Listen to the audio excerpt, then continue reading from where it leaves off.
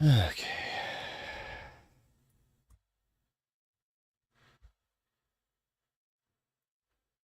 How is everybody on this magical Christmas Eve? Man, it does not feel like Christmas. Not in the slightest, but I am here. Yeah, just wanted to hang out today. We got it. I had a few hours to kill. It's gonna be fun. Man, what the hell is with my lighting?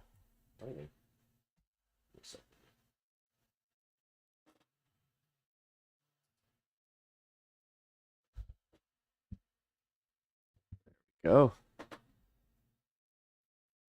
All right.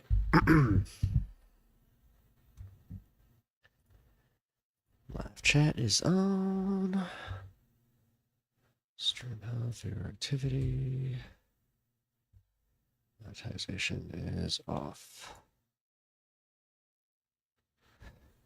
Cool. Okay, here. 1 second.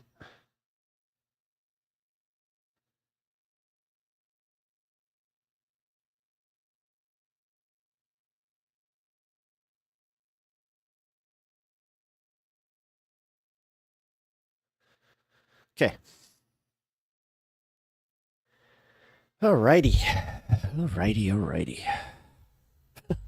So I had a few missed stories that I just kind of had in my backlog here, but I kept going through them and I was like, you know what? These are really important. And the fact that I didn't get to them yesterday kind of upset me. So I really wanted to cover those with you guys.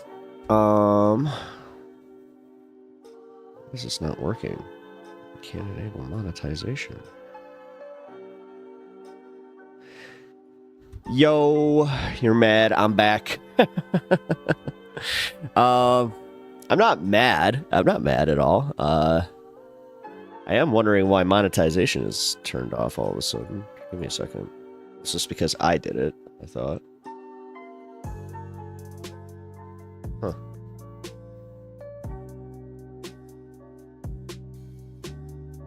Okay.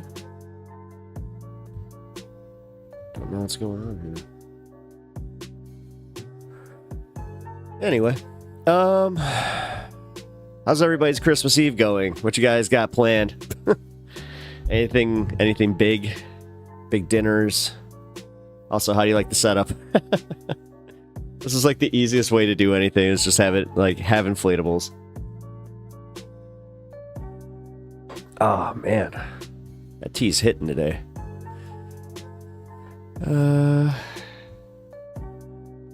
It's a crappy rap song. LOL. Merry Christmas Eve. Almost Hanukkah. Yeah, that's right. Hanukkah's isn't that the day after Christmas today or this year?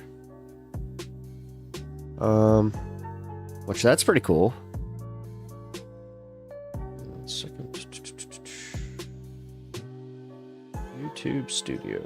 Why are you not working?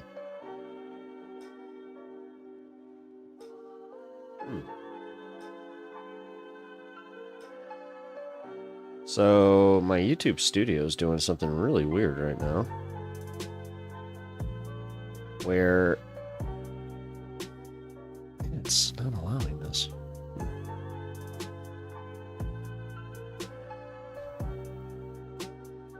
Okay.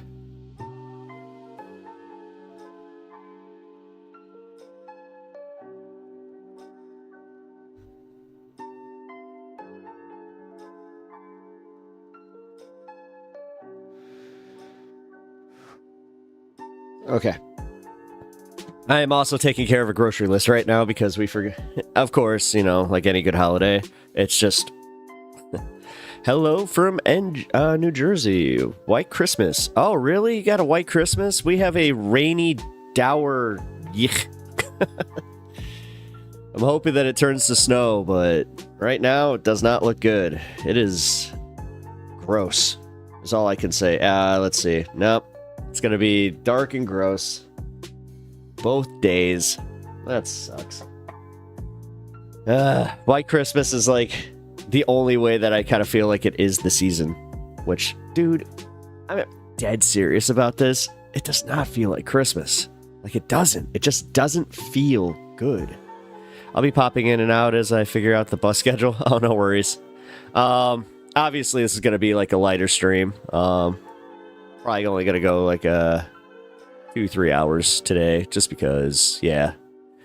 I'm always waiting for snow. I mean, I'm one of those people. That's why, like, people get confused about me not wanting to leave the north. They're like, oh, you like the cold? I'm like, honestly, kinda, yeah. Like, when I don't experience seasons, it's weird. Like, we used to spend our Christmases in Florida, and I hated it. I absolutely hated it. Like, there was a decorated palm tree, and I'm just like, oh, look at you being cheeky.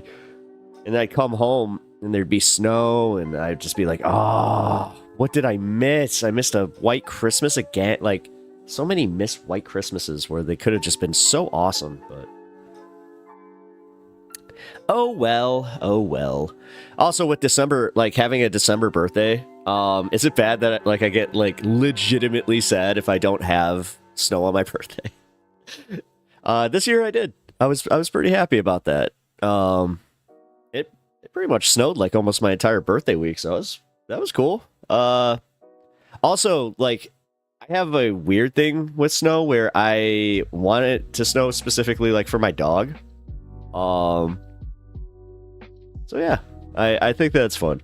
I love seasons too much to give it up. Yeah, that's kind of my thing too. I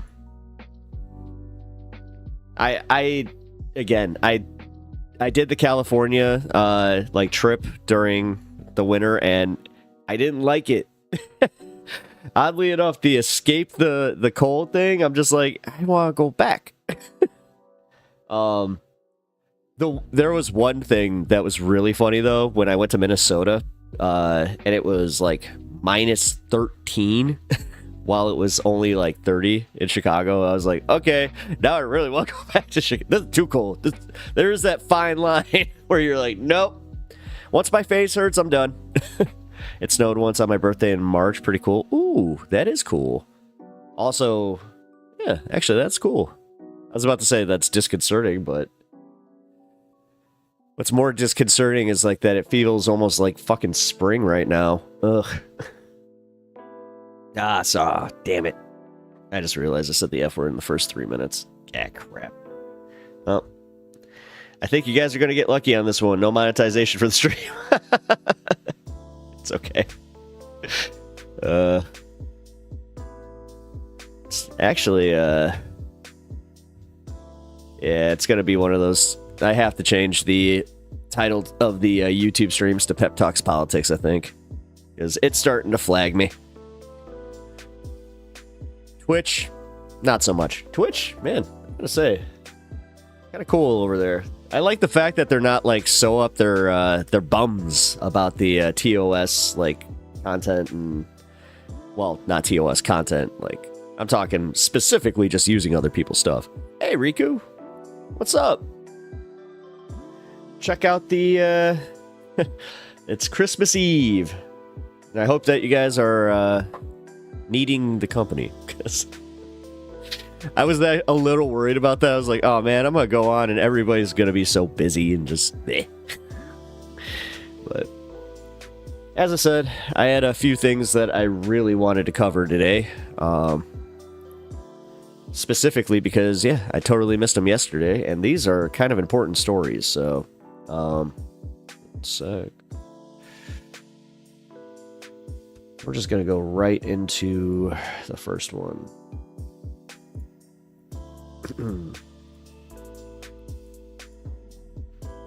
If I can get it up. There it is. Alright, cool. Heck yeah, Merry Christmas Eve. Yeah. As I said, man, I just wish it felt like Christmas Eve. I mean, maybe once, like, I'm with, you know, the family and doing the stuff, it might, but right now, nah.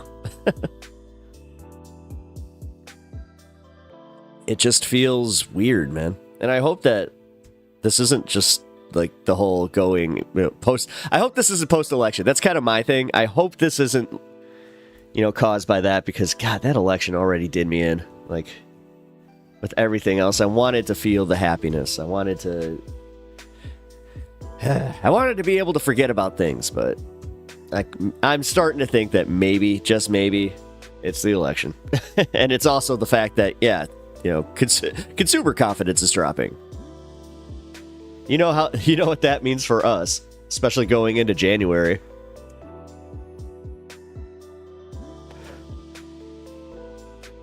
I have some free time before cookie apocalypse. I have many cookies to make. Ooh. Yeah, we do not do the cookies. I just received the cookies, which I'm happy about. I'm watching Christmas movies later tomorrow to artificially give myself the Christmas spirit. I watched Jingle All the Way. Was it yesterday or to try and boost it? Die Hard is tonight. Die Hard is like I always watch that on Christmas Eve. I also try to watch Home Alone on either Christmas or Christmas Eve. Christmas Story, you got to go at least once, during the TBS marathon. Come on, or even just you got to watch it at least once. Just got to find it, I am one of those idiots that bought all the Christmas movies he loves. Well, idiots. I used to call myself that. I can't do that anymore because now I'm an archivist, apparently. Like, God, digital media going away is just so scary. But yeah, and then I hopefully will get Christmas Vacation in. So, more than likely, just do a marathon tomorrow. So, I think I'm going to join you, Bloodstone. Artificially give myself that Christmas spirit. I like how you put that. That's literally what I'm going to be thinking of. Like, I'm artificially boosting my Christmas spirit. I mean, literally, I'm doing that right now. Look, these are artificial inflatables, and I'm just like, Christmas! And also, wearing my, I refuse to get a Griswold jersey, so I just call this one my Griswold jersey. It's just, he was wearing the home jersey at the time, because for some reason, they decided that in the NBA and the NHL, they were like, no, that whole thing where you get to see different teams wearing, their different colored jerseys that are so awesome. No, now it's just white jerseys all the time versus your red jerseys all the time. Made so lame. It also made because they had special games where they would wear the Reds, like around Christmas actually, and it made them feel so special. So, Olive the Other Reindeer is I've never seen that. I will really. I've that's literally the first time I've ever heard of this movie. So, Olive the Other Reindeer, is that like? Was that what, I don't want to call it like a cheap movie. Like, was it not maybe, was it a bin movie? Was it one of those like that, but it was like one of those hidden gems from where they had a decent cast, had a decent budget, but for some reason they were just like, nah, we're just going to just put it out there. God, I remember there was a movie like that I used to like. I think it was called Scamper the Penguin. It's super cute and stars Drew Barrymore. Oh. Oh, Scamper.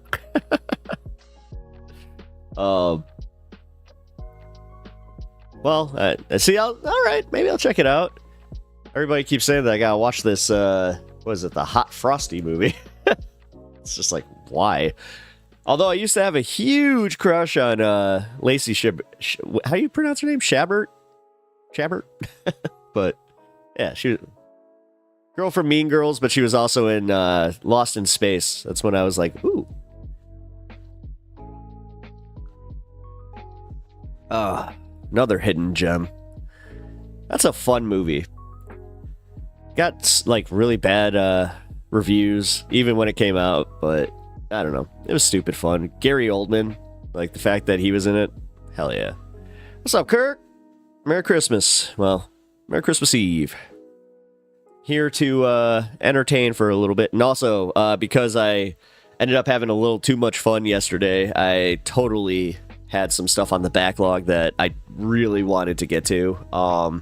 So, I do want to get just a little bit serious here about this story with Amazon, where, man, it's kind of crazy that this has gone super underreported. Even on Ground News, I looked it up, and there were only a few sources. There were like 2 or 3 sources that were just like consistently covering it. Oh, man. Feel like I'm gonna sneeze. I hope I don't sneeze. Yeah, happy holidays. Well, hey, don't start the war on Christmas. Wait a minute.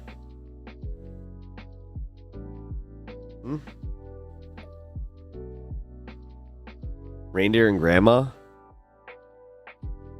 Oh, really? Oh, huh. Hey, what is going on with, like, YouTube today? Because here, give me 1 second. It's not letting me even...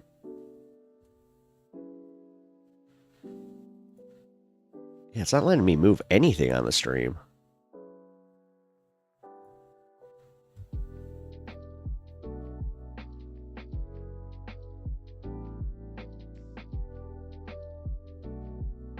Alright. Oh, don't worry about it. No, that's why I was honestly kind of doing like the, oh yeah, that's right. Here, you know what? Screw this. I'm just gonna reset this up. Getting into a fender bender.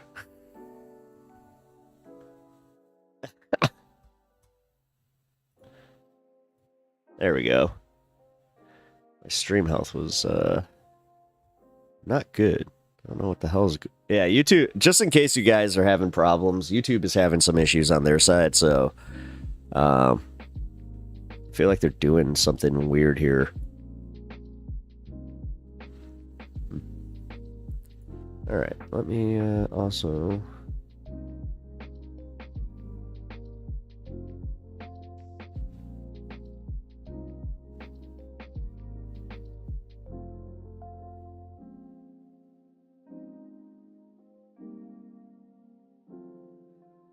Oh, sorry. All right. Sorry, oh, hash. Sorry, typo. Married. I don't want to think about Christmas anymore. LOL. I mean,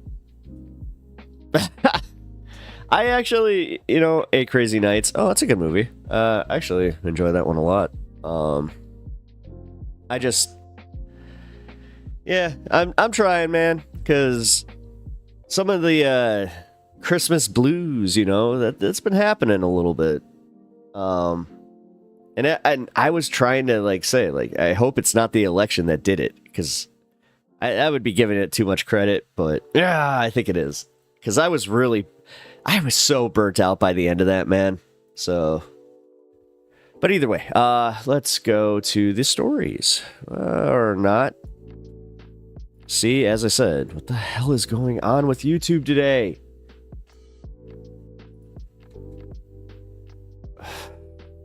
Give me a sec. I gotta reload it again. Awesome. Here we go.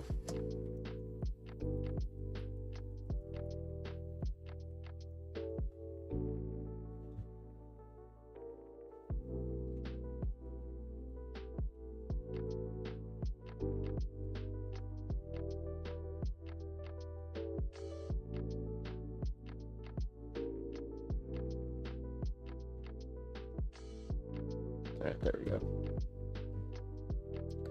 And then, cool, it's back up. All right, I really am sorry about that, guys. Like, legit, I don't even know why I was screwing with YouTube today, because I should have seen this coming when I tried to load up my first few videos, and they just wouldn't even play. I just got a little buffer, and it's not my computer. Trust me, I ran a diagnostic. So, my favorite Christmas movies are the Hellraiser ones.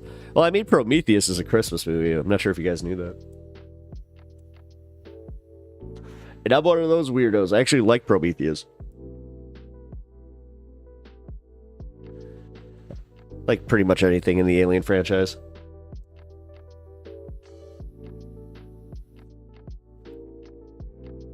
All right, here we go. Again? Ah! What the hell?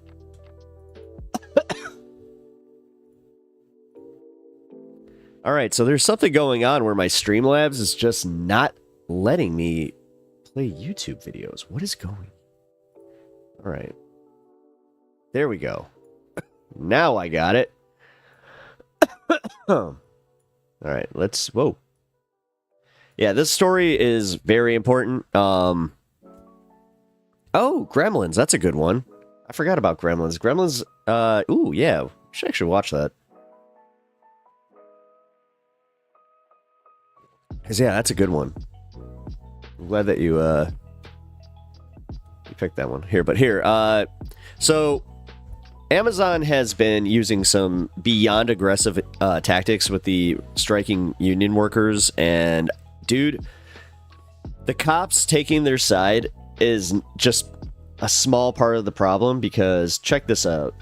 This is something that last week we covered the NYPD. I'm pretty sure illegal, but we'll see. Arresting Amazon strikers or workers just trying desperately to join the strike and being hauled away. Well, the strike has spread since then, including to a massive Amazon facility on Staten Island. And as the extent of the strike has spread and as support for it has spread, so have the tactics being used to try to break it down.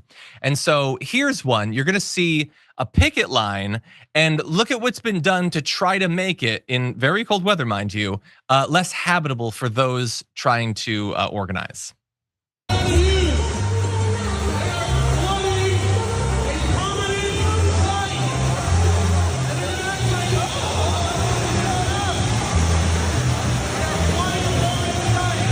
Scum. Absolute scum. They're literally training. This is gonna ice off for them.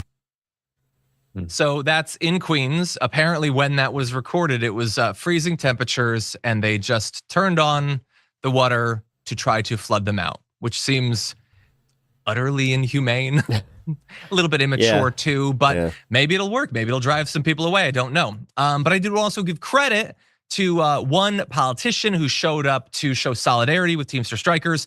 We had requested last week, hoping and expecting, I think, that Representative Alexandria Ocasio-Cortez, it has to be illegal, yeah, hopefully, would show support for the strikers. And she did actually show up. People have been tweeting out her appearance where she showed up. And she has previously supported not only many strikes, but specifically Amazon strikes. So that is definitely good to see. And if you haven't been following this most recent organizing, it's the latest effort by the Teamsters and other unions to organize workers at Amazon, the second largest private sector employer in the nation, has more than 740,000 workers spread across 1,000 warehouses and distribution centers, and is, as you can see, they're incredibly profitable as well. And so, Garrison, I don't know if you've been following this strike. The hauling individual workers away, the trying to flood them out, just seems so petty, but I guess we should expect it.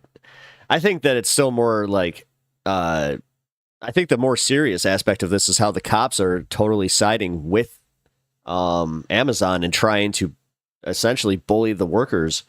Yeah, I've been following loosely, and I think you're right that it's extremely petty. It's also just so revelatory. Like, it really reveals that these people don't care about you.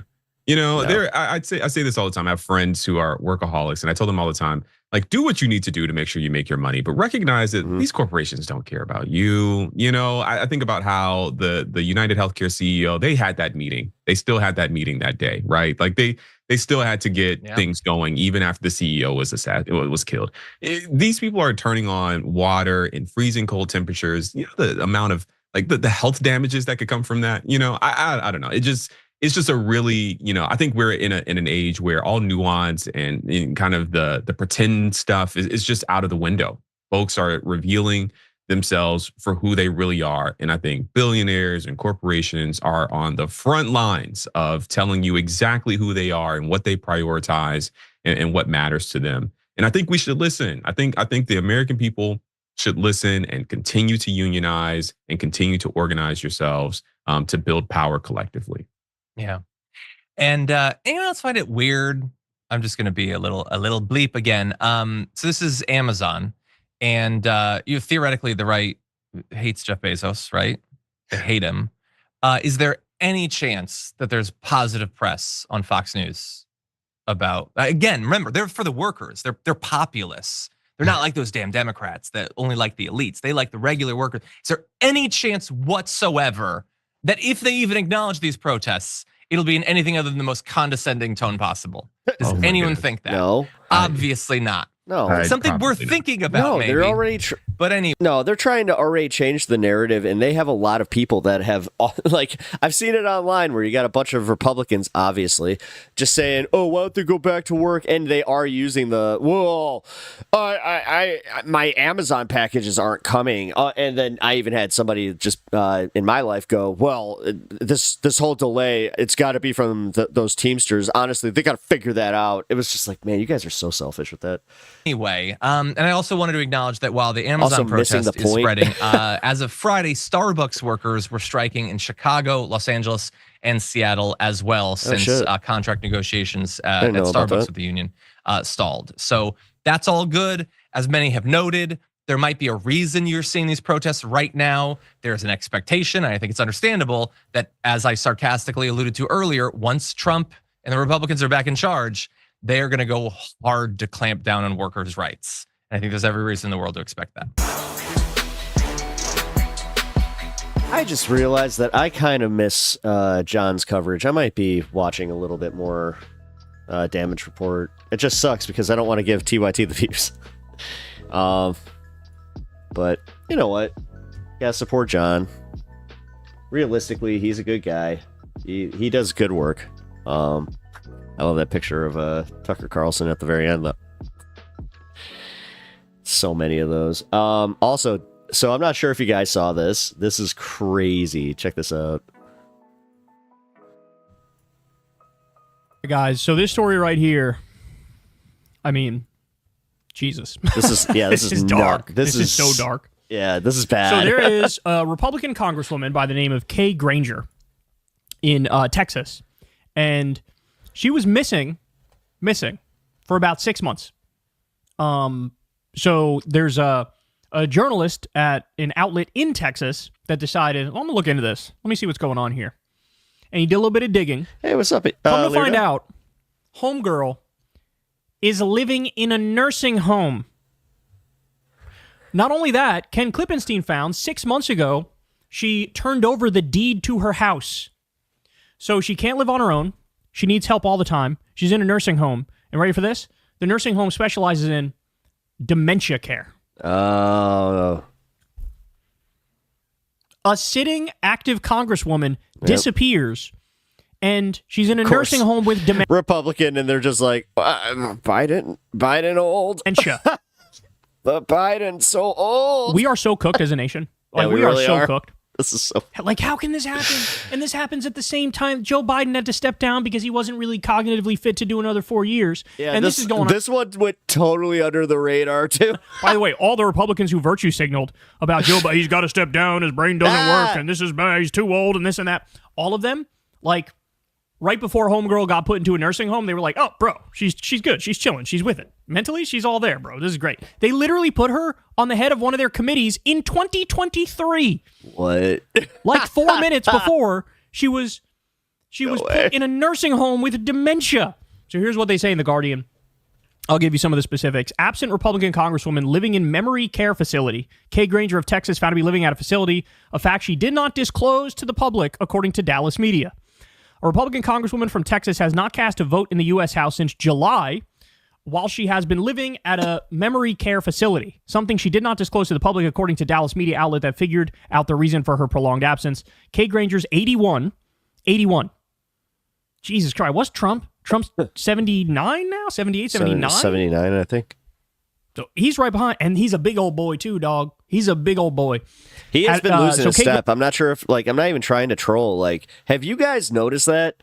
Like, have you noticed that it's not even just like the getting older. It really does. Like, when they were attacking his cognitive abilities, I didn't think it was just the, trying to use the Biden, the whole like Biden thing against him. But I do honestly think that he was kind of slipping, and he has been slipping. I also think that's why we haven't seen him like a lot. And also notice just like how infrequently he is truthing. Granger has represented Texas 12th District, which includes part of the Dallas-Fort Worth area, since 1997. And beginning in January 2023, she spent more than a year as the chairperson of the powerful House Appropriations Committee. Oh my God. January 2023 is really recent. She was the chair of the powerful House Appropriations Committee. But months after announcing her plans to retire when her term ended in early 2025, Granger largely disappeared from the public eye. Her congressional website shows her last vote was on July 24th, opposing a measure to reduce the salary of the Deputy Assistant Administrator for Pesticide Programs to $1, just days after Biden canceled his presidential re-election campaign over questions about his age and mental fitness. That fact prompted a reporter with the Dallas Express to dig into where Granger was. Calls to her offices were going directly to voicemail, and there were no signals of ongoing business at her constituency office. Bro, that's crazy. There were calls to her office were going directly to voicemail, so no staffers working, and there were no signs of ongoing business at her constituency office. Jesus. Is there any other job in the country? That's insane. Where you can disappear for 6 months, no one knows where you are. That's insane. You don't even have like an assistant or whatever helping you out, or a friend to answer the call and say, oh, he's here or there. Disappear for 6 months and everything's hunky-dory? And nobody in Congress is like looking for you? Or by the way, how many Republicans knew about this? I should also point out, Mitch McConnell, there was it was either a picture or a video of him that went viral the other day. He was being pushed through, I don't know if it was the airport or wherever, in a wheelchair. Mitch McConnell's apparently in a wheelchair. There was another congressperson, I forget his name, he's a black congressperson, I don't know if he's Democrat or Republican, I think Democrat. And it's a good bet if it's a black congressperson, likely to be Democrat, not Republican. But actually, there are some Republicans. Who knows? Anyway, same thing. In a wheelchair, reporters took a picture, and then that congressperson flipped out, said, nobody gave you the right to take my picture, and their staffer flipped out. Nobody gave you the right to take his picture. So you got Mitch McConnell in a wheelchair, some other congressperson in a wheelchair. We all saw what happened with Dianne Feinstein 7.5 seconds ago, where bro, she's chill. She's fine, bro. Sure, she doesn't know where she is. Sure, she keeps calling people the wrong name. Sure, she keeps saying absurd things like she didn't disappear for months when she did disappear for months. Sure, she has dementia and everything's going sideways. But you know what? Bro, she's one of ours, so we love her. And then, of course, she died. What are we doing, bro? What are we doing? We need to stop this. And the thing is, we all agree on it, but we still somehow go and vote for it. Reporter Carlos Tercios eventually received a tip from a local resident that Granger had moved into an assisted living center specializing in memory care. After going to the facility in question to determine whether Granger indeed lived there, the assistant executive director confirmed this is her home. Neither Granger nor her staff could immediately be reached for comment on Sunday, but local and state Republican leaders were among those who said they were troubled over the reporting about Granger. Bo French, nice name, the chairperson of the Tarrant County, Texas Republican Party, told the Dallas Express that the lack of representation of Granger's district is troubling to say the least. Extraordinarily important votes involving disaster relief, the debt ceiling, and U.S.-Mexico border have occurred since Granger's last vote. And Kay Granger, nowhere to be found.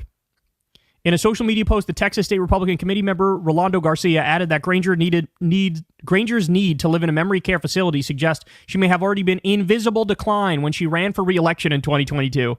Oh my God. Look, there's so many problems with this. Like, even that point, right? Like, if you have the money and have the name recognition, you're just sort of like gifted a seat, right? If you win once...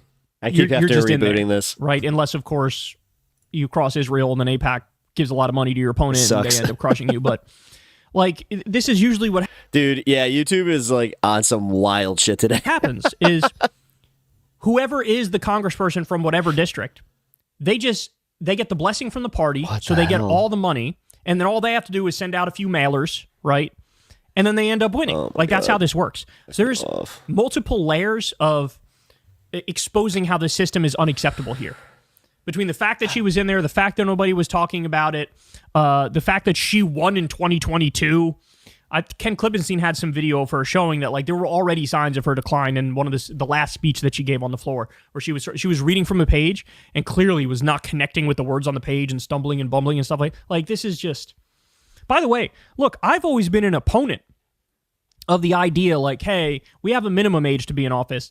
We should have a maximum age. I've always been an opponent of that idea. Really? Because, when you do that, you risk... FDR died in office. To his last day, he was doing good work. Well, and then Bernie. Yeah. Bernie Sanders, God bless him, is 117 years old, and he's still in there, and he's still sharp as a tack. So I don't like the idea of having, a maximum age. But then on the flip side, you get stories like this where it's like, first of all, these people are doing no good for literally anybody in the country. This woman is a fucking cretin who's always voted the wrong way on everything. And second of all, I mean, what a slap in the face to democracy, right? You have dementia and you're living in a nursing home and you disappeared for 6 months and it took 6 months for somebody to care and see where you were. Too. By the way, they spoke to, I think it was a family member of Granger, and they basically were like, yeah, you know, she's going through some things right now, but we're working on it. Like, you know, we'll get it back. It's like, homie, she's gonna die in there, dog. I don't know. She's gonna die. Like, what are you talking about? Yeah, dude. Oh my God. I mean, if she's already that far gone with dementia, so yeah, I don't know. Sorry. I don't know what the answer is. You could say just term limits, but that actually doesn't prevent somebody really old from running for the first time, right? Also, term limits is like quite literally undemocratic in the sense that if people no, the answer is they have to they actually have to take like physicals every like 3 or 4 months just to prove that they can do it. Like, I'm sorry, at that point, like these people control like the strings of our lives. I hate to even put it like that, but come on, it is. And then they have this situation, like they can't even show up. Keep voting for somebody they can't. But on the flip side, it's like we really got to avoid this. This is crazy. Look, I'm sorry. It's time for the older generation. Like, you motherfuckers got to pass. You had to pass the ball 15, 20 years ago. You guys they just refuse. And you didn't. Right? No, they refuse. And then they complain about us. They just complain about us like, oh, these younger millennials, they just are ruining everything. I'm sorry, but that generation, boy, oh boy, did they do a lot of fucking damage. Holy shit. Yeah, they did. They do a lot of damage. I just had a legit like moment with my own mother where I was like, you know what? I don't want to do this. I don't usually do this, but your generation really screwed us. And she's like, what do you mean? I'm like, no. How do you, like, are you dead serious right now? You don't see what you guys did. You don't see what you voted for and just how you left it all on us. And then now you have so much condescension thrown our way about like, oh, well, why can't you buy a house? We bought a house when we were 20. I don't know. If somebody's that age now, what, 80 now? Is that boomer or silent generation? I don't even know anymore. I think it's silent. Boomer. Is it? But the boomers are really the worst, to be fair. With much love and respect to all the boomers in my audience, you guys are the good ones. Same. But same. Jesus Christ. Yeah, you guys recognize the problem. So anyway, by the way, there could be more. There could be more of these people in Congress. How do we know there's not 4 of these fuckers who are falling down the stairs, slipping in the shower, fucking just going through the regular ass old age things? How do we know? We don't know. But what a broken system. I mean, people use the word gerontocracy and they sort of throw it around willy-nilly. But I mean, it doesn't get more of a gerontocracy than this. It doesn't get more of a gerontocracy than Nancy Pelosi from a hospital bed after getting a hip replacement, making phone calls to axe AOC from being the head of the oversight committee and picking over her. Also, can we just acknowledge that she was using German healthcare? A 74-year-old Democrat who's a dinosaur with literal throat cancer right now. I mean, this is really just a slap in the face. They're taking it to the most absurd, extreme degree. And honestly, they're doing it so they can just stay, like, obviously because they want to stay in power. Expecting all of us to sit there and take it. We shouldn't take it. We're just like... Look, if you're somebody who's a millennial... I've never understood the people in San Francisco that consistently keep voting Nancy Pelosi back in. It was like we had a situation like that in Chicago here, or in Illinois, where we had this guy, Mike Madigan, where everybody, every single person like in the public was just like, yeah, screw this guy. This guy's screwing us. And we all knew it. Like, the thing is, there were even news reports about how bad he was screwing us. And he just kept getting away with it and kept getting away with it and kept getting voted in. And I just at one point was like, what the hell? And then I did have it explained where they're like, yeah, he pretty much has his entire district bought and paid for, and that's why he can stay in power. And then they proved that not only did he actually pay for that, and that's kind of why that's what caused his downfall. It was way worse than we thought it was. And you have political convictions? Fuck it. Run for office, bro. Run for office. I mean, we need some... I just know I'm not going to go very far. More competent ass leadership in there. And I'm sure you guys have seen the same charts that I've seen, that the one generation that has continually had based politics, it's the millennials. Every other, even like the Gen Z people, they've ticked up a little bit. They skewed a little, they went a little more conservative this time. Like the switch from last time was cutting in a slightly more conservative direction. Yeah. Millennials just continually base politics. So I'm sorry, we got to start taking over, bro. Well, I'm a millennial supremacist. We got to start taking over. This is unacceptable. Jesus Christ. Hey, y'all, do me a favor. Well, I just found out that our just like in America, 30-somethings are like the widest age demographic. So, yeah, maybe, just maybe, we should be controlling shit. I don't know. A radical idea that, you know, the people with the most at stake should definitely have the most say. Because, am I wrong? They totally treat us like kids. Like, I'm sure that your parents kind of still do that crap, which, again, parents, but, God, I have so many of, like, my parents' friends that talk to me like a child, where I'm just like, you guys really do suck. You do realize that, right?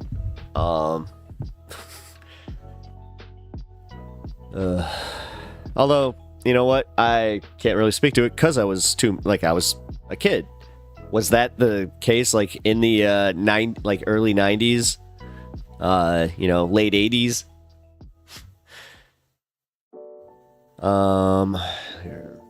MAGA on MAGA violence. Let's check that out. Ooh. We like when MAGA attacks MAGA, right? Alright, so we got 8 Crazy Nights, Gremlins.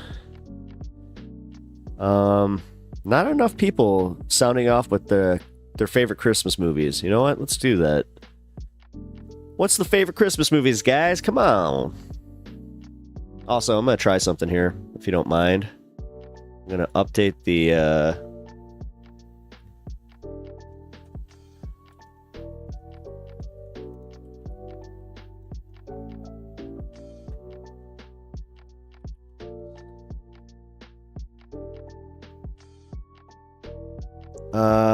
okay, guys, I'm going to update the title and also see if something is going to happen.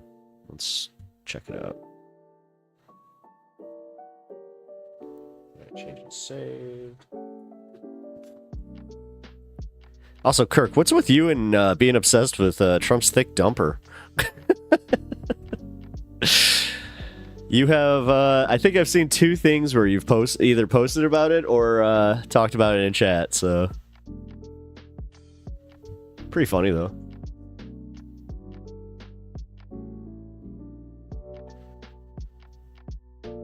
Oh, okay.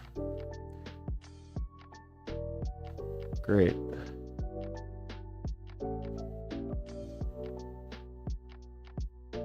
Well, that is disconcerting.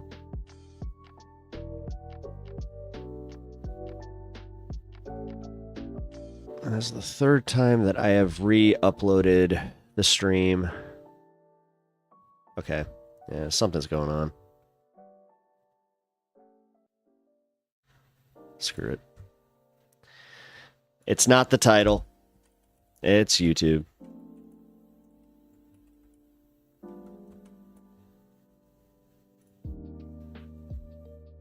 It's okay. Hey, what's up, Smoke?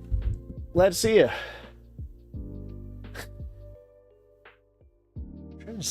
Who the hell is that in your, it looks like, not, is that Brett Michaels? Oh. Alright. Done with that. Done with that. Alright, we're gonna check out some MAGA on MAGA violence. What's up? We like MAGA, as I said. We like when they go after each other. It means that we don't have to worry about them. That's Brett Michaels. Alright. Look at me. I know my rockers. I'm so cool. I watched a lot of VH1. That's all that says. Subtitles. What the hell are my... Dude, again, subtitles being on videos. There's just so much crap going on YouTube right now that I want to scold them. Just be like, get your ass together, guys. Come on. Come on. I think I screwed up by swearing in the very first few minutes of stream here. Oopsie. It's okay. All right, well, David Pakman covered this. I know I'm not a fan, but it's the only place that I could find it because I went to Twitter and it wasn't there. So, yeah, Laura Loomer flipped out on Milo Yiannopoulos. So I really want to see. I want to see this cat fight because somehow, you know, Milo's gonna say something. Who's gonna say the shittier thing? I don't know, because between the two of them, I just don't know. Rumble Row, thank you for subscribing with Prime, giving me them Bezos bucks. I really appreciate that. Thank you so much. Also, Merry Christmas, man. I hope you guys are doing well. All right, so let's see what Mr. Pakman had to say. Well, all right, one of the stories we're going to focus for a minute, on, sort of in depth, is in the wake of what happened with the voting around the debt ceiling bill. We have seen the cracks in the foundation of MAGA. Sliding Not off? the best materials have been used to build this foundation, such that it is now...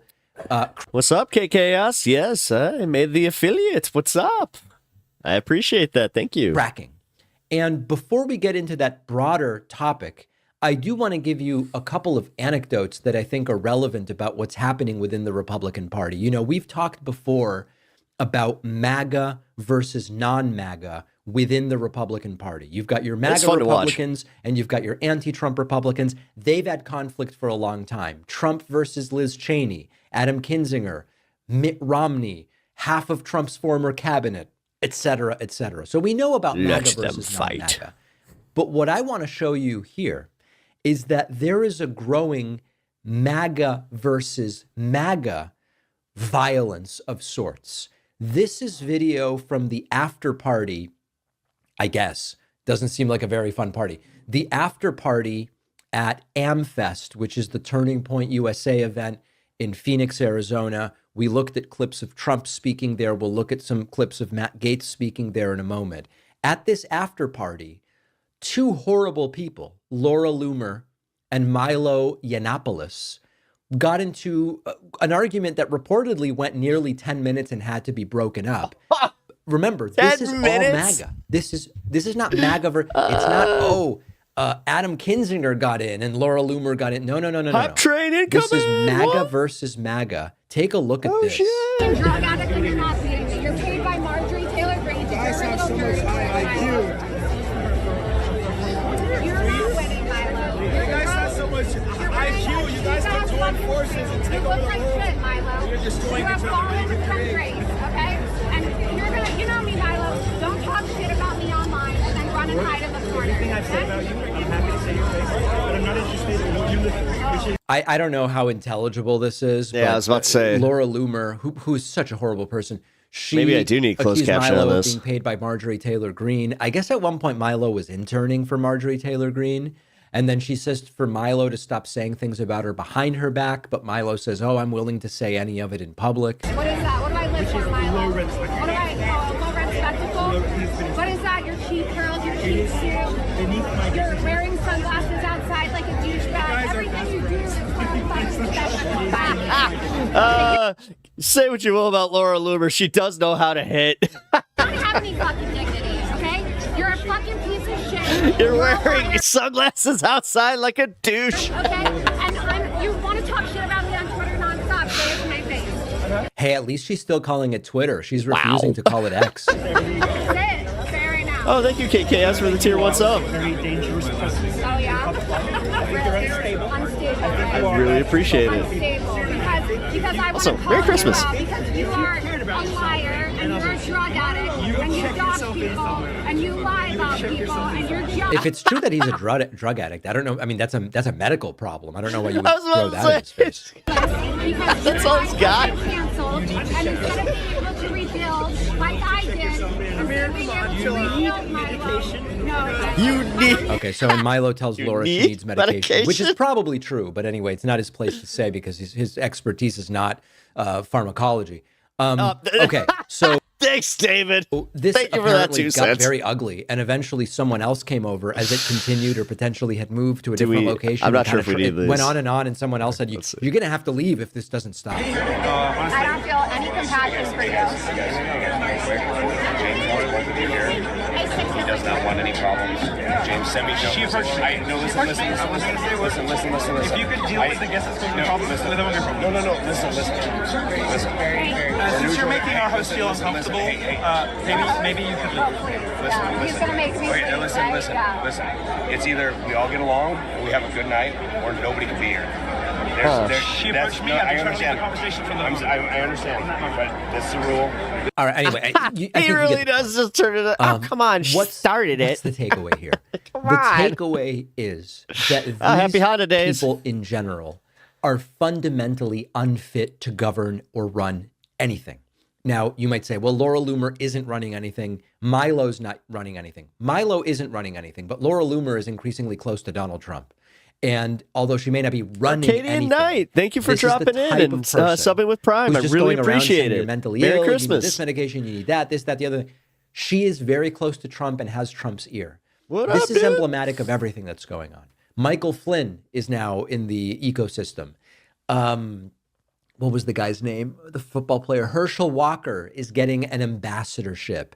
Oh, God. It's a complete and total debasement. I didn't know that. Oh, man. Of just what does it even mean to be generically qualified to do a damn thing that runs the country?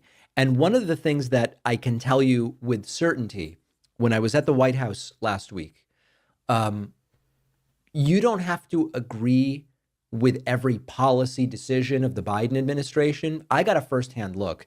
The equivalent folks who are just kind of like, they're doing their job are highly competent people from just like a basic organization, management, organizing your time, follow through, all this stuff. By comparison, the people that are being ushered in almost like the doors, it's like the running of the bulls where they open the thing and all of a sudden everybody's stampeding out. The people stampeding in to be part of this forthcoming administration, it's not just that they have bad ideas.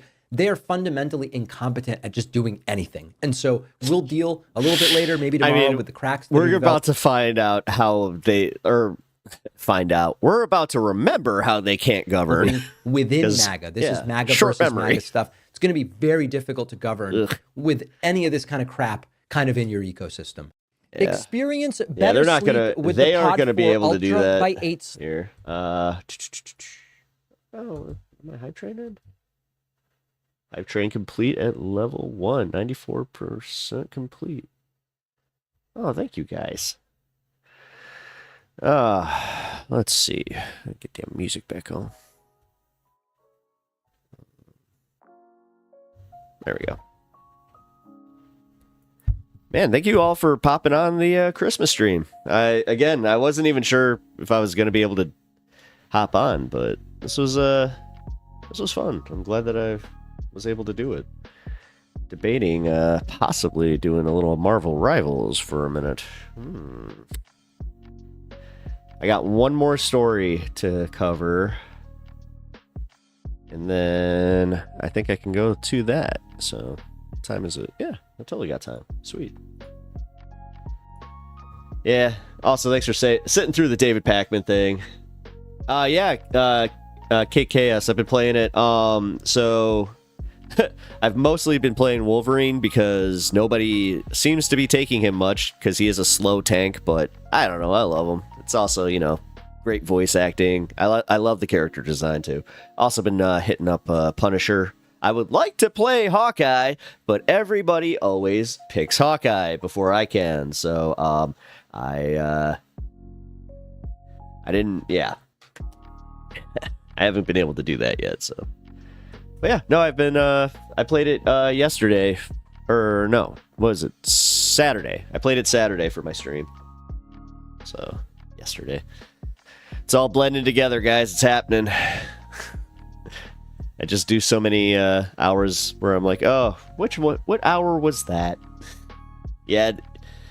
Also, I've been wanting to play Groot, but again, everybody always takes him, which is weird for a healer to be taken all the time. So, I mean, I appreciate people always, having support.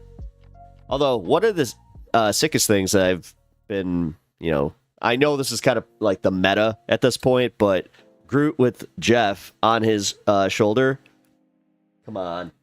Using him as a Jeff cannon works so well, and then you got 2 healers right there. I mean, if you have them, posted up, and you're not an idiot like me, who tends to run into battle without even looking for healers, so I'm getting better about that. Gotta go back to Overwatch days. Which, I hate to say, I am a little sad to see Overwatch get trolled so hard. Yes, Blizzard definitely messed up, but just the creative aspect, I like the characters, so just seeing them kind of become the memes, I'm like, no, not my favorite characters. But here, we got Legal Eagle explaining to us what this whole situation about the Trump attacking free speech and how serious it is. So I wanted to go into that. As I said, this is all stuff that I wanted to do yesterday, but just didn't have time to get to. So, are you serious? Trump thick, you got Kardashian booty? Did that one get booted? Oh no. Okay, cool. Also, I've only been playing healer, so I like Luna Snow and Jeff. Nice, yeah. We got a few people in here that play Luna Snow. I know that. I know that Dr. Wiley in our community, he's a big Luna Snow fan. Like, if he doesn't get Luna Snow, he's just like, I'll wait for the next match. It's just like, dude, come on. It's kind of crappy. I mean, just come on, let's go play. Speaking of, I will do that. I'm going to just do this real quick, and then we're good to go. All right. Yep, we're good. As I said, guys, YouTube, I don't know why. What's going on? Wait, what?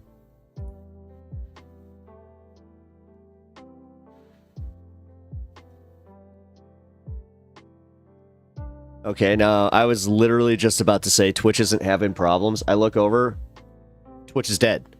It says I'm still live though, so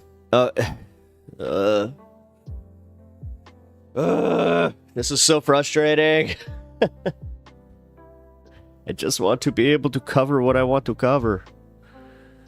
All right, as I said, this is the Legal Eagle. Legal Eagle is going to explain to us just how serious Trump trying to go after the freedom of speech is, and how it's been completely going under the radar because the suing of a pollster is a big deal. So let's take a look at it. Noted free speech enthusiast Donald Trump has sued pollster Ann Selzer because he didn't like her poll. You really can't make this stuff up. Everyone, including and especially the lawyer who filed this dog's breakfast of a case, should be ashamed of themselves. Now, you might remember, it's November 2nd, 2024, and according to a new poll from Ann Selzer and the Des Moines Register, Harris is beating Trump in Iowa. Fast forward to November 5th. Oof. Trump ended up crushing Iowa by 13 points. And it turned out the convicted felon totally outperformed Selzer's prediction. Let's hear from Ann Selzer now. It's a spectacular miss. And I've never seen anything like it in my experience of 30 years worth of polling. And sorry to trigger your PTSD libs, but President-elect Trump wants you to know that Selzer was wrong. So wrong that her methods constituted a fraud on the proletariat. At least that's what Trump's lawsuit against Selzer and the Des Moines Register. I'm so triggered. Now, when the Des Moines Register released its final Iowa poll on November 2nd, it threw the political world into chaos. Earlier that day, Emerson College published a poll showing former President Trump leading by 10 points. However, the Des Moines Register poll conducted by the highly respected Ann Selzer showed Vice President Kamala Harris leading by 3 points. Selzer explained that her data reflected a trend towards Harris, particularly among women voters in the months leading up to the election. And Selzer's poll caused a massive freakout among pollsters and the media. It filled the left with hopium. But had pollsters overestimated Trump's support, or was the Register's poll an outlier? Well, we didn't have to wait long. It also ruined her reputation because the next election, that like even with her good past, because she had only gotten one wrong up until that point. Won Iowa by 13 points outperforming the Register poll by 16 Nobody's ever going to trust the Seltzer poll anymore. Gaining more support in 40 states than he had in 2020. And like most pollsters, Ann Selzer had hits and misses. She was the only pollster to predict Obama's win in the 2008 Iowa caucus. Her final Iowa poll in 2016 showed Trump with a larger lead against Hillary Clinton than other pollsters estimated, and she was right. But Selzer incorrectly predicted John Kerry would defeat George W. Bush in 2004, and she was totally wrong about Harris beating Trump in Iowa. Like I said, hits and misses. But after the 2024 presidential election, Selzer and the Register analyzed the polling error. They attributed it to issues with weighting and methodology. Poll weighting adjusts responses to better reflect the expected electorate. Obviously, since you're taking a sample, all pollsters use weighting, but Selzer typically weights to the general population, not predicted voter turnout. Selzer's polls were conducted by random telephone calling, and many pollsters had moved away from using this practice, instead using voter files to contact likely voters. And as the Washington Post reported, quote, after the election, as she was evaluating what went wrong, she weighted the results of the final poll to the 2020 results in Iowa, and with that one change, Trump's 3-point deficit became a 6-point advantage. So although Selzer's practices worked for a long time, her luck ran out with this particular election, and the fallout has been significant. As other pollsters changed their process over time, Selzer stuck to hers. There was no urge to change because it had worked with remarkable accuracy before that. But, I said one day it won't work, and then my poll will blow up and land in little sparkles across the city of Des Moines. Well, it wasn't that dramatic. Selzer had already planned to step away from election polling, and she quickly made her exit official. But here's what Selzer had to say about Trump's accusations that she, quote, knew exactly what she was doing and did it to hurt his chances. The idea that I made up data is there certainly isn't any piece of evidence that would suggest that. And there's evidence to the contrary that I used the same method that led to our poll showing leads that were highly accurate the first 2 times that Donald Trump ran in Iowa. Now, Trump won Iowa decisively with absentee ballots favoring Harris by 4 points, but Election Day voters breaking for Trump by over 25 points. So Selzer was wrong and Trump returned to power. That should have been the end of this story. However, on December 16th, Trump filed a lawsuit in the Iowa District Court for Polk County, Iowa. He accused Selzer and the Des Moines Register and its parent company, Gannett, of violating the Iowa Consumer Fraud Act. The lawsuit alleges that Selzer and other defendants engaged in, quote, brazen election interference through use of a leaked and manipulated Des Moines Register Mediacom Iowa poll. According to Trump, the Harris poll was no miss, but rather an attempt to influence the outcome of the 2024 presidential election. Trump claims that Selzer, the newspaper, and other media figures conspired to discourage Trump voters. As a result of the poll, apparently Trump's he's such a whiny little crap. Spent additional resources getting out the vote in Iowa. He argues this was an unnecessary diversion of resources, which caused, quote, great distrust and uncertainty at a very critical time. And the complaint is filled with partisan rhetoric that attempts to prove never tip waiters when I'm in the U.S. or when I travel to the USA. What? The poll to intentionally manipulate voters. Why would we cheer doesn't have that? any evidence to back it up. As an example, the complaint name checks all the usual deep state suspects that work MAGA world into a lather: Rachel Maddow, the Ladies of the View, the Times of India, and of course, random Twitter users. And the complaint segues from these shadowy media figures to Selzer herself. Trump is still angry that Selzer went on TV to talk about the poll. He says, quote, indeed, Selzer did appear on television interviews where she shamelessly promoted her Harris poll to drum up Democrat fervor while feigning shock at her own findings, most notably on MSNBC with left-wing extremist Rachel Maddow. And Trump contends that the Maddow interview was proof that Selzer is a liar and a fraud. It quotes Selzer as saying, quote, I don't see how anyone would look at those numbers and the history in Iowa in the past 8 to 12 years and think that these numbers could have been foretold. Now, I don't want to get bogged down in metaphysics or epistemology, but I don't even know what it could mean for a poll about the future way that an electorate is going to vote, how that could even be false. Yeah. Of course, polls are not science. They are a snapshot of a certain group of people at a certain time. Sometimes they're right, sometimes they're wrong. Now, obviously, if you're going to file a meritless slap suit, you'll want a good lawyer. But if you want a great lawyer, let my law firm, the Eagle Team, help. If you've got I love how he just knows it right away. He's like, yeah, this is not gonna even, like, the judge is gonna look at this and just go, you're dumb. Car crash, suffered a data breach, especially if you got one of those data breach letters saying your information might have been leaked, or dealing with a workers' comp or social security issue, we can represent you or help find you the right attorney. It's so important to talk to a lawyer right away so you can maximize your recovery. And by the way, we don't get paid unless you do, so there's nothing up front. So just click on the link in the description or call the phone number on screen for a free consultation with my team. Because you don't just need a legal team, you need the Eagle Team. But Trump alleges that being wrong is a violation of the Iowa Consumer Fraud Act.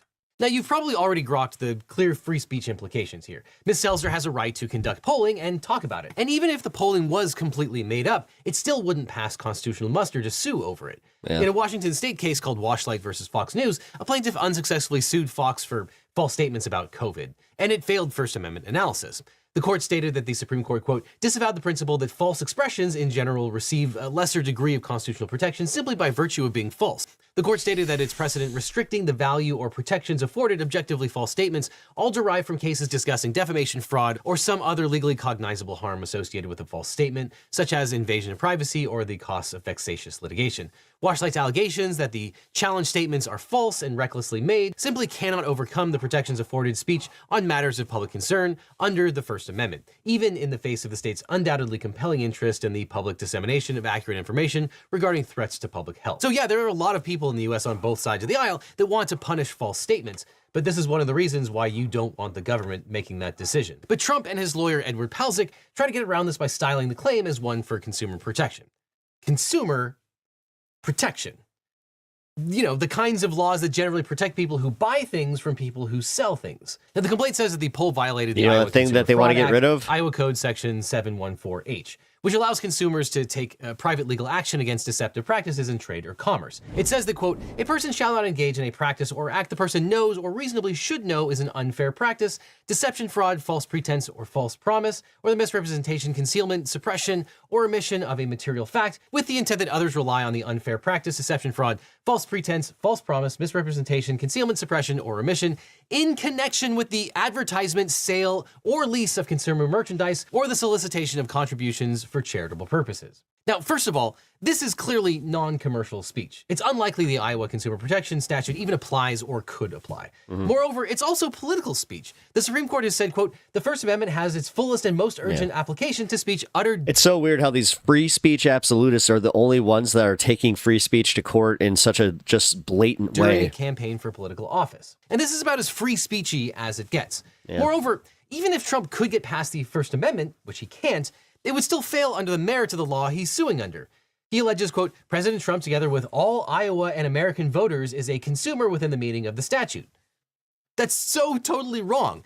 Sure, a consumer is defined in the statute as a natural person, but it's only in the context of an advertisement, sale, or lease of consumer merchandise. And the complaint goes on, defendants furnished merchandise to consumers within the broad meaning of the statute since they provided a service, physical newspapers, online newspapers, and other content that contain the Harris Poll. Also completely wrong. Consumer merchandise is defined as merchandise offered for sale or lease or sold or leased primarily for personal, family, or household purposes. This clearly doesn't fit. And the complaint continues, quote, defendants engaged in deception because the Harris Poll was likely to mislead a substantial number of consumers as to a material fact or facts to wit the actual position of the respective candidates in the Iowa presidential race, which is, again, is just completely wrong. How could conducting or reporting a poll ever be a deception within the context of the sale of goods or consumer merchandise? It's just insane. They're saying that this was election interference, which is a crime.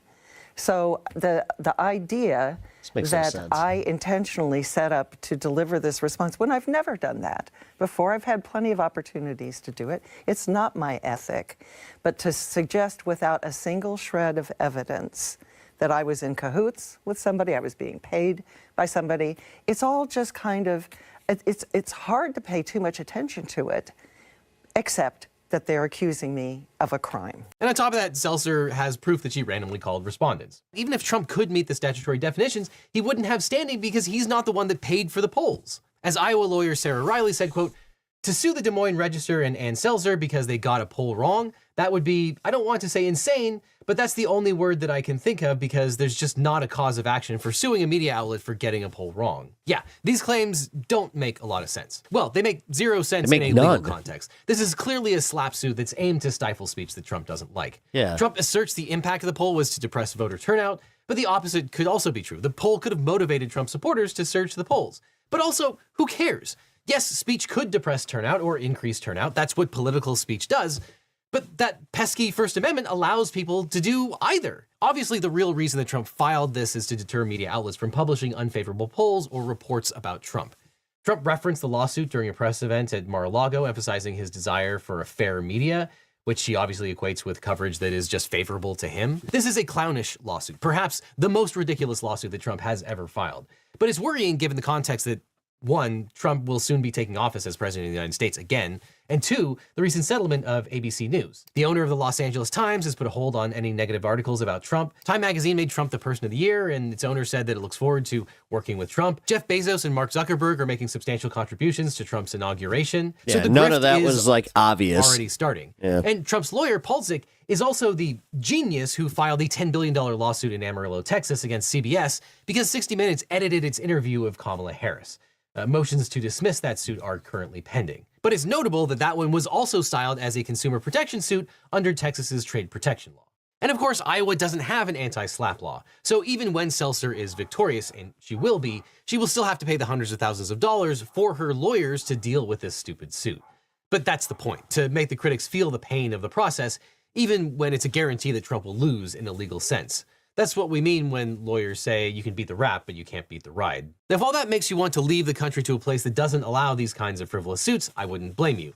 But if you do, you should check out today's sponsor, Saley, so you can use your cell phone in a foreign country for a reasonable price. Saley is an incredible new eSIM service app from remote security. Oh, wow. Now, This is, wow. He did a full ad. I mean, this one is 12 minutes. Yeah, no, he did a 2-minute ad. Right, cool. Good for them. Yeah. I understand. You know, you gotta definitely make the sponsors happy, and you don't want to mess with that. So, how's it going, everybody? I really appreciate you stopping by here. If you haven't already, like the stream. Really helps me out, and yeah, trains you to be a better YouTube consumer because. Yeah, liking videos really helps out creators. So, if you guys want some new creators to kind of be on the up, definitely hit that like button. I like Law by Mike a little more than Legal Eagle. Yeah, Law by Mike is cool. I've watched a few of his videos. But, yeah, Legal Eagle is just, I don't know, it's almost a standard at this point, but... He has not lost it either. If anything, they keep covering things that are a little tilted towards the left. And you like his politics are pretty obvious at this point. I don't know. I know that they're trying to not really lose audience share, but much can you blame them? They are kind of what I would consider a normie channel. So, but either way. Also, over on Twitch, if you haven't already followed me, please do. I really appreciate it, so. And that's the only begging I will do. I just found this Teo piece that I really wanted to cover. Also, I got to pee, so.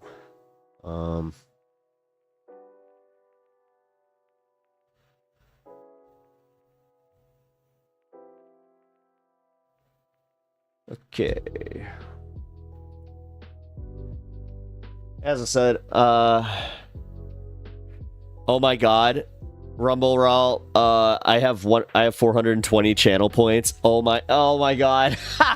That's amazing. Yes. All right. I am definitely cheersing that one. That's amazing. Yeah, somebody over on Twitch just got 420 channel points. That's too funny.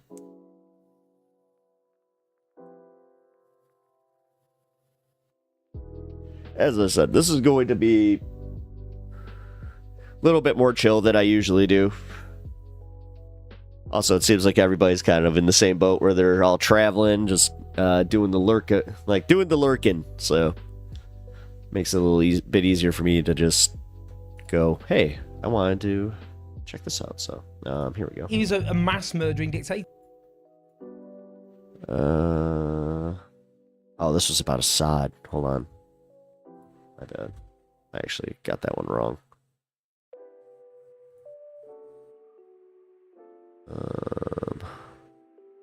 Shit, maybe not.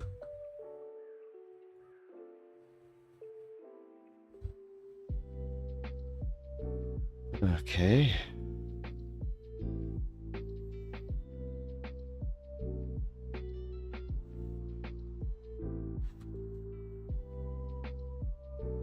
got one. On the 11th of October. Let's go.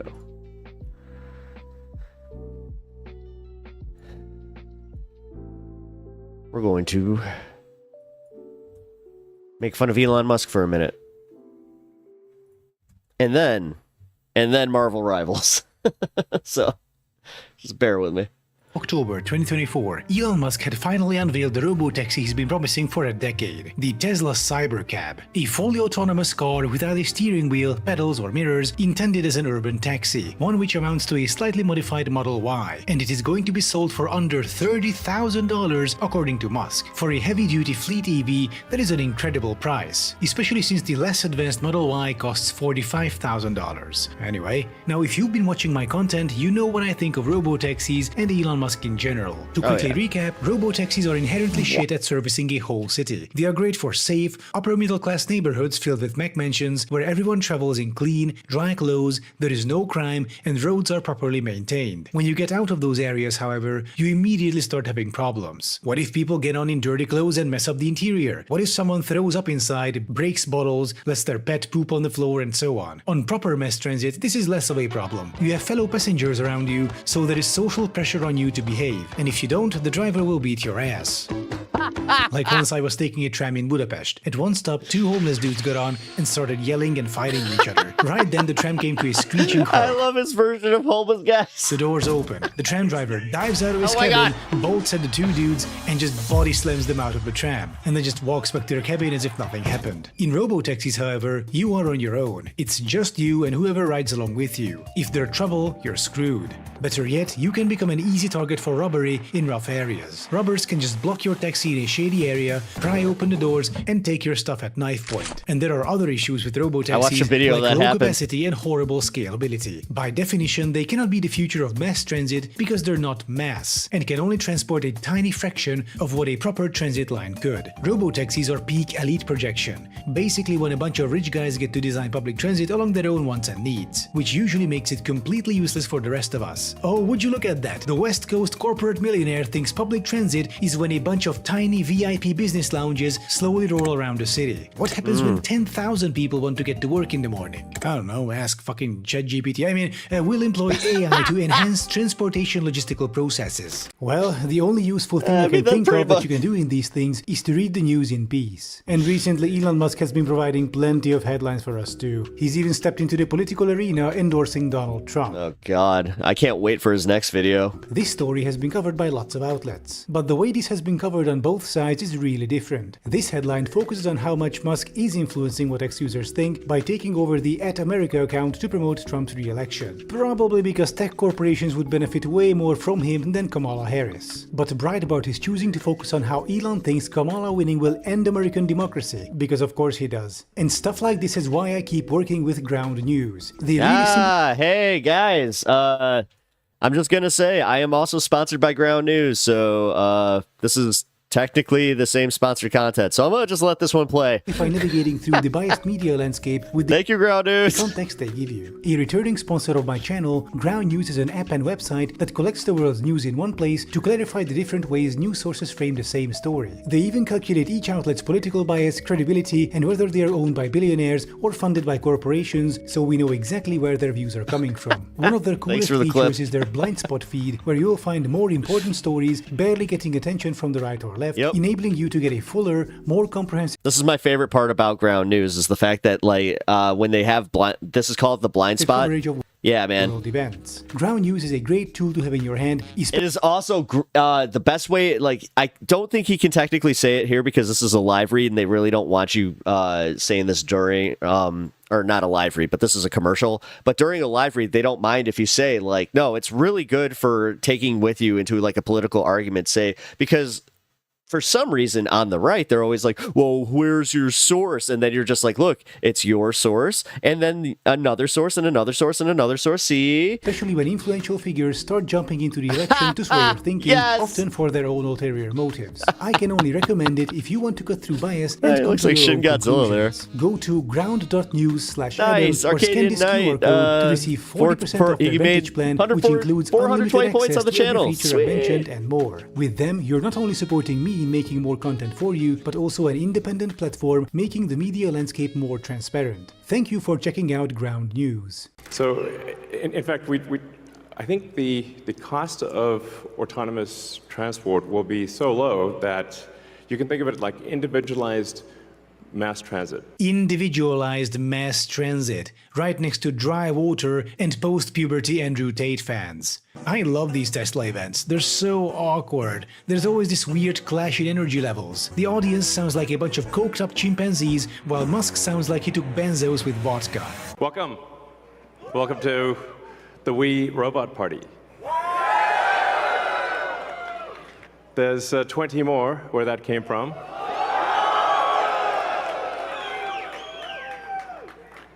So they've been traveling. There's no people in them, as you can see. The car's just going by with no people. This is the most awkward shit.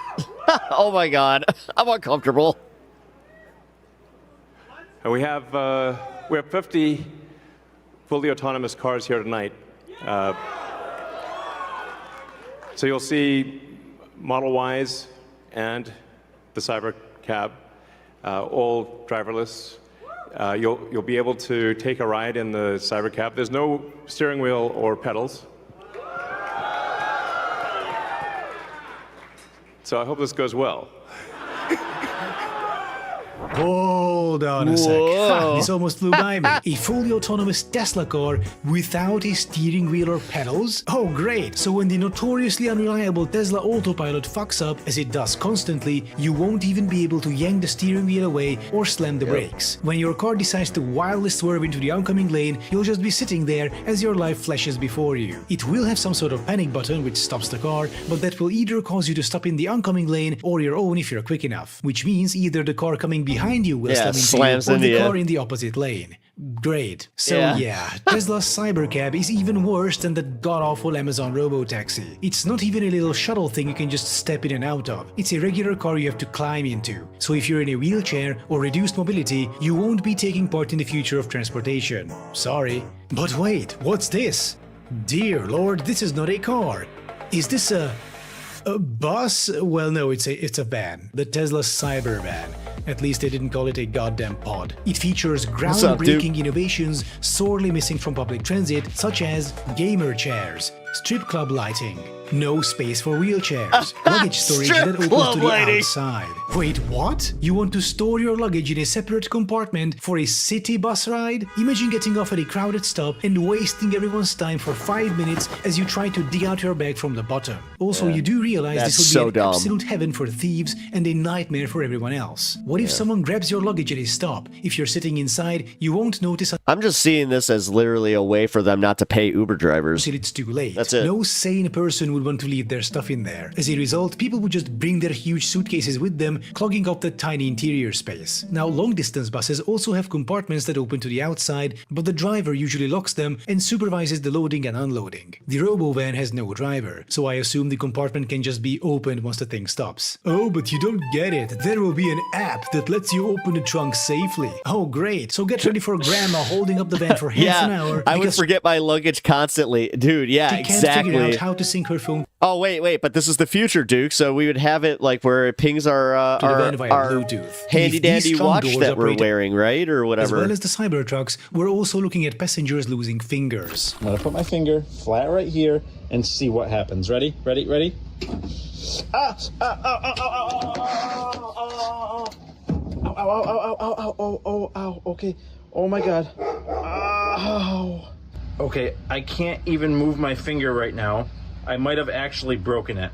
Look at how bad that puncture is. And the whole RoboVan sits so low that traversing any road not perfectly These are the people buying Cybertrucks. smooth is completely out of the question. The first medium-sized pothole would just break this thing in half. Social Darwinism. It seems to me that the RoboVan was designed by people who have never taken real public transit in their lives and who rarely venture outside of their gated communities. What a shock. I would love to say more about the RoboVan and the Cybercab, but this is pretty much all we know. And I would argue this is all there is to know. These two things are the equivalent of a half-assed homework you put together in a panic during the first period. This is a nothing burger which Musk was forced to push out, and in a moment I'll explain why. But this being nothing didn't stop people from fawning all over it as usual. Musk did a fantastic job of painting an ideal future for transportation that promises to both free up our time and increase safety, said Jessica Caldwell, head of Insights at Edmunds, which she followed up with, "Many questions remain about how this will be achieved from a practical standpoint." This is a classic move by hype-chasing fluff journalists. Some tech guru promises some impossible, pie-in-the-sky bullshit, and so such journalists get to pump out metric tons of fluff pieces describing these amazing innovations that will change our world forever by revolutionizing the way we live. Musk will build a hyper-high-tech vacuum train out of vibranium. LA to San Francisco in 35 minutes, whisking passengers at 1,200 kilometers per hour. And it will only cost $6 billion. Questions remain about how any of this is even possible, but my god, isn't this epic! Don't forget to like and share, and turn off your ad blocker. Here's the thing, the hype and excitement around Musk's projects are not genuine. They are artificially driven by people with monetary interests. Now, this is how media often works. This is how American media works as a whole, in fact, trying to gain viewership for ad revenue. A tech company comes out with some idiotic concept which basically is dead on arrival, but it looks shiny, so off we go, rev up the content mill, we are gonna milk this bullshit for every cent of ad revenue there is. But Tesla is a special case here. First off, it's more well-known and popular, so for fluff journalists, or any kind of journalist really, covering anything Tesla is an absolute must. Second, a ton of people have a vested interest in the company's shares constantly increasing. Tesla is like Bitcoin. You don't buy into it because you agree with the vision or you like the product. No, the main reason you're there is to speculate. Buy low, sell high. It's a pump and dump. And how do you pump the stock price? By generating as much hype around the company as humanly possible, so that more people buy the shares, so the line goes up. Now, this is a bit weird, isn't it? To have this sort of hype surround a car company. You don't have this with Toyota or Ford, companies whose production dwarfs that of Tesla, and yet their share price is a fraction of Tesla's. That's because Tesla does It's so stupid he just slaps futurist aesthetics on something and everyone soys for it. Present itself as a car company. I mean, it tries to pose as a tech company, and tech companies are prime territory for hype-based pump and dumps. Think of the dot-com bubble around 2000, or the Theranos scandal, we lived through that. Or fucking Juicero. Everyone is looking for the next big thing that will get huge overnight. Sudden paradigm shifts, triple-digit growths, massive returns. If that's what you're looking for, tech companies are your best bet, at least in the public consciousness. Basically, everyone is looking for a 1990s Apple share. Buy in now and see the value of your investment go up by 220,000% in a few years. Tesla will surely do the same as soon as known genius Elon Musk revolutionizes transit forever by taking control of the global transportation market with his awesome robo-taxis, increasing the share price from $220 to thousands and more. And in order to achieve that, the company has to be hyped as hard as possible at all times. This has led to the funny situation where people have to pretend that Elon Musk is a genius inventor, because a company led by a genius Tony Stark science man is worth more on the stock market. Musk is a complete moron by any metric, and the fact that he made it this far is only due to a bizarre string of blind luck, but people have to pretend that this is not the case. Meanwhile, look at how he handles Twitter. That's how he handled all his previous companies, except before he had people slapping his hands away from the steering wheel before it was too late. With Twitter, nobody kept him in check, and he ran the website into the ground. The same happened with the Cybertruck. That was also an Elon Musk solo project, and it was such a spectacular failure in all regards that it's actually quite sad. I have a video on that too, by the way, in case you're wondering. Recently, 27,000 Cybertrucks had to be recalled because their rear view cameras are lagging when you put the car in reverse. How do you even...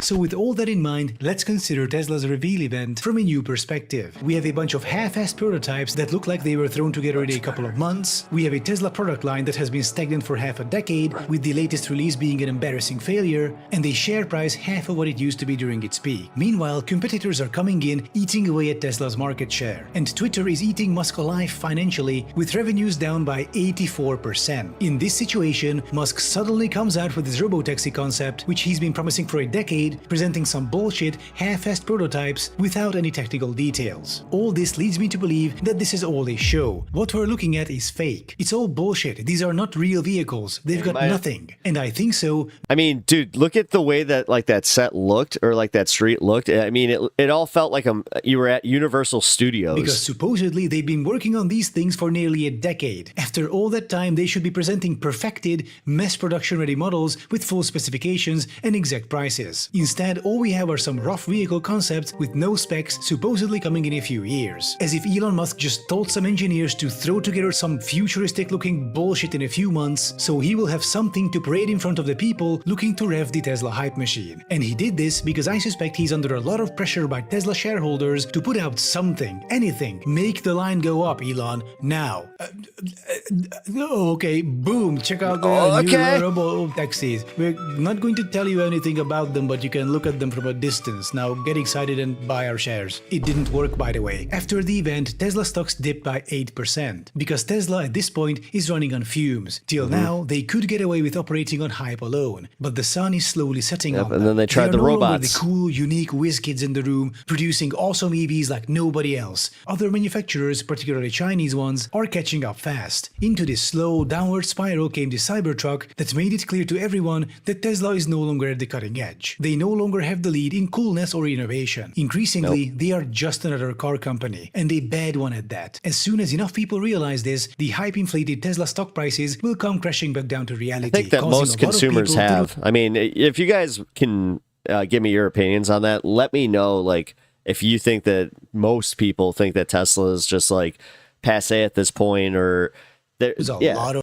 or we all associate it with Elon and his stupidity. Money. Tesla is doomed. They've got nothing. They're woefully behind the curve with no hope of catching up. They're holding a sack of hot air, insisting it's actually full of magical techno-future bullshit that will make you rich if you invest now. In reality, all they have is a bunch of half-assed, barely functional tech which used to be cutting edge 15 years ago. A great example of this are the Tesla bots they showcased at their reveal event. Looking at them slowly and awkwardly march out to the stage, I can't help but think of Boston Dynamics and the stuff they have, like the Atlas bots, making Tesla bots look disabled in comparison.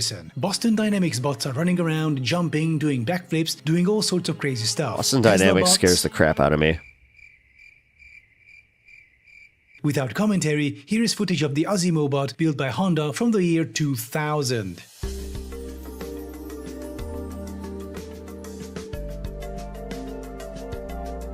Oh look, people are actually talking to them. It's insane, it's even talking. Hi to my friend John. John? Where's John? Right here. Oh, hello, John. How are you? That's crazy. I'm talking to a robot. Oh no. Is that a Tesla intern talking through a microphone? In Silicon Valley. Wonderful. Where do you live in San Jose? Do you live in Valley, or do you live in my God. No, I live in Los Gatos. Oh God, this is embarrassing. First we had a dude dancing in a robot suit. Now we have a dude talking through the robot, pretending it's the robot doing it. Also, those movements look interesting. Wait a minute. I think I know what's going on here. Thunderfoot noticed earlier that during demonstration videos of the Tesla bot where the thing is folding laundry, it's actually being remote controlled by a dude standing next to it, which is what I think is happening at the reveal event. So we have a bunch of guys somewhere in the back with headsets and controllers, carefully moving the robots around and talking to spectators as if it was the robot doing it. This is just pathetic. I'm sorry. I just got I hope you guys got. Oh my God, cringe. This would have been impressive 20 years ago, but as with electric cars, Tesla has been left woefully behind by competitors who, by now, know better. So in a spectacular display of irony, Tesla's big reveal did not showcase their advancement and technological progress, but the fact that they are, well and truly, irreversibly fucked. Their beginner's edge is gone for good, and they don't have the ability to regain their lead, especially with Musk, who thinks the future is poorly assembled stainless steel trucks that look like 1998 game vehicles. No wonder Tesla stock dipped so hard after the event. And with that being said, this is where I dip out. I can only take so much cringe for a day. Thank you for watching, and if you like my content... No, I don't. Oh, I do not blame you. Wow. Like, and that's the perfect way to just end that, where it's just like, and I can only take so much of this, so peace. It's just like, yo. Yeah, that was bad. That was really bad. Alrighty. Give me one sec here. I'm going to be putting on some Marvel Rivals here. Did that. Did that. Cool. People who are into cars don't like them. I mean, dude, I don't. That's kind of what I was asking. Like, I don't even meet like Elon fanboys really much anymore, except for obviously these, the ones online.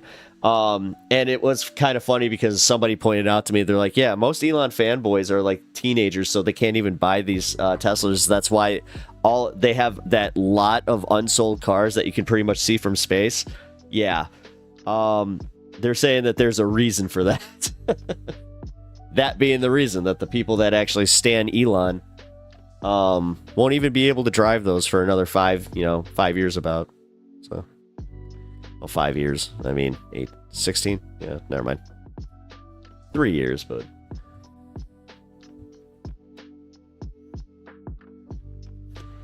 Alrighty. Hope everybody is doing like safe travels. Bloodstone,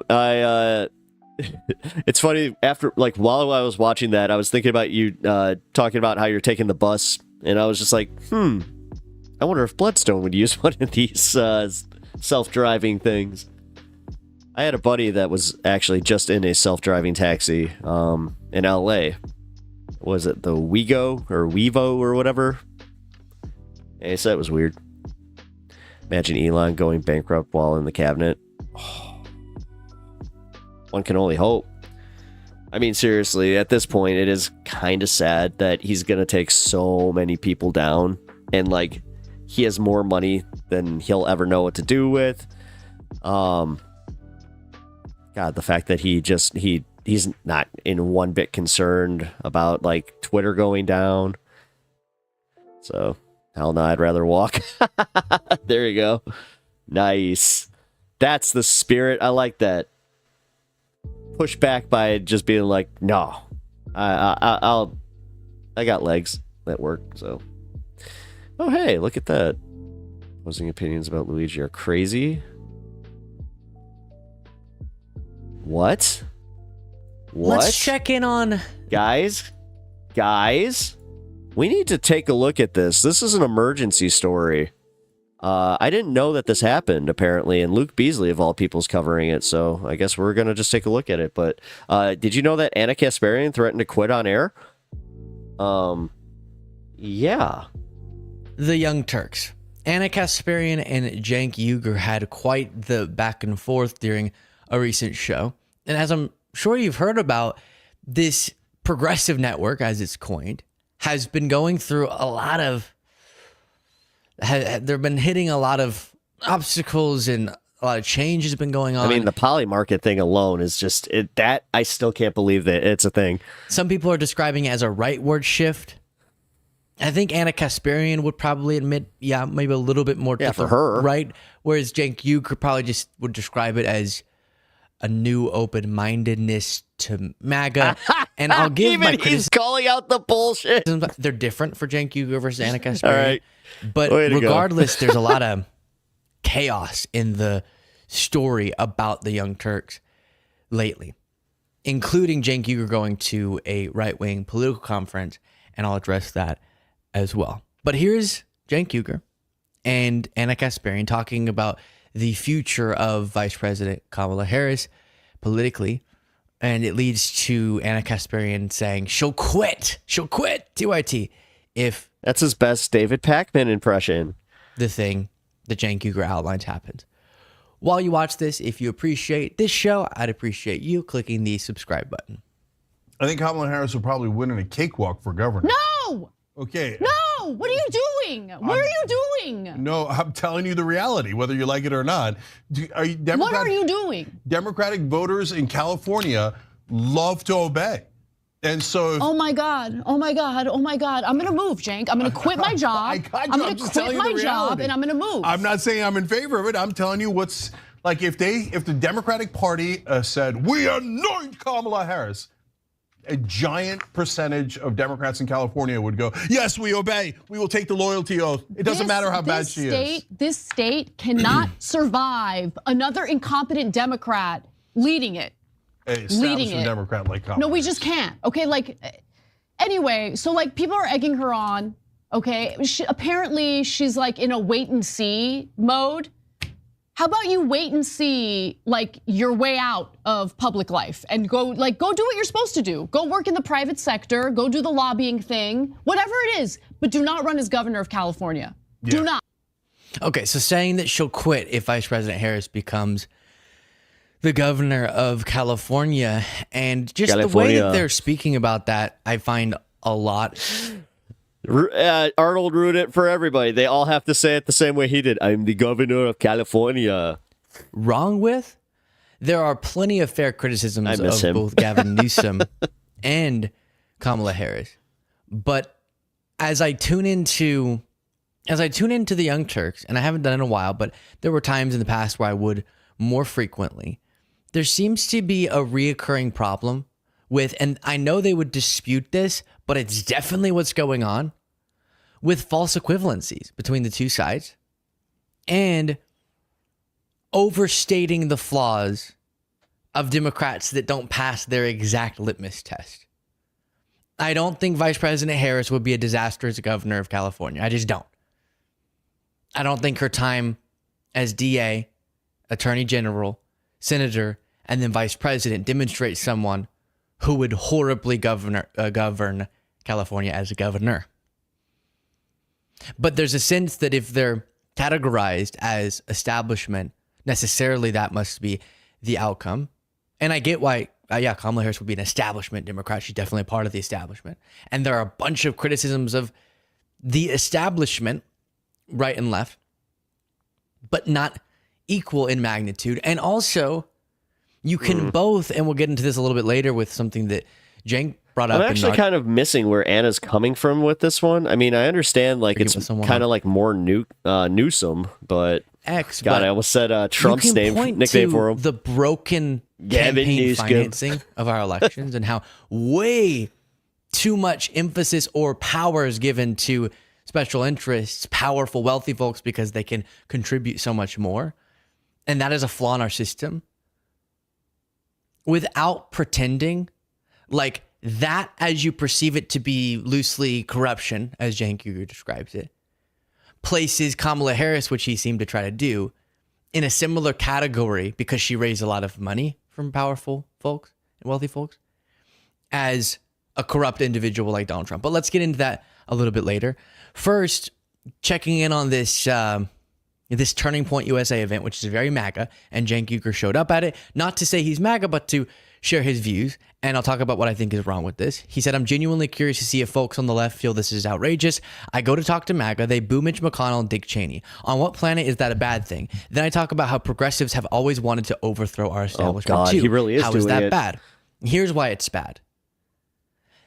The anti-establishment movement within the Republican Party, being MAGA, is worse than the establishment of the Republican Party. The establishment of the Republican Party, what used to be your mainstream Republicans, is bad. MAGA is worse. So celebrating them for rejecting something bad for something worse is a part of the problem, Cenk. How does he not see that? Come on. No, that's why we're all mad about it, because we know he's smarter than this. That's why we're all claiming the grift. Your liberal or left-wing or progressive, come on, as you've labeled yourself, credibility to a MAGA premise that is completely flawed. I'd rather have a completely horrible on policy, horrible in the money they take from huge special interests, horrible in just about every political value they have, individual, which represents much of your old guard GOP, but someone who at least participates in the most basic tenets of our democratic system, who doesn't think it's awesome to target media outlets, etc. With those people, a democracy can function. Not like I'd like it to, but it can. Yeah. With some of these extreme MAGA folks, we're starting to see how it can really become existentially disastrous. And what I mean by that is not a revolution against the Democratic Party or the left or the country, but a revolution against the establishment. So I knew you guys were for real in fighting against the establishment when I started going on right-wing shows and I would say something negative about Mitch McConnell. And when I did that in the past, what I would get back is, oh, no, Mitch McConnell's great. Pelosi's terrible, but Mitch McConnell's great. Let's do that here. What do you guys think of Mitch McConnell? All right. Yes, I love that. So look, for my left-wing friends that are watching out there, they just booed Mitch McConnell. That's a great thing, okay? And let's do one more. What do you guys think about Dick Cheney? My left-wing friends out there, we have been waiting for the right-wing. Yeah, okay, I'm seeing it now. I mean, okay, he can't. For him to blanket say the left wing thing again, like he's acting like the left was cheering on the idea that Kamala was like, yeah, Dick Cheney and Liz Cheney. No, and that's being disingenuous. Like, dude, he is really doing the thing. I'm seeing where he's going wrong. We're watching it happen in real time. Everyone's going to call him a grifter. Everyone's going to call Anna Kasparian a grifter. No, the shit from Anna Kasparian to me is more outrageous than Jenks, but Jenks seems to be. But with either of them, y'all know I don't like speculating unless there's just so much overwhelming evidence about the intentions. I want to assume that they're coming at this in good faith and could be doing things completely wrong from that approach. But I'm pretty certain this is genuine from Jenk. It's not some grift because he thinks it's going to help because this has been really disastrous for TYT.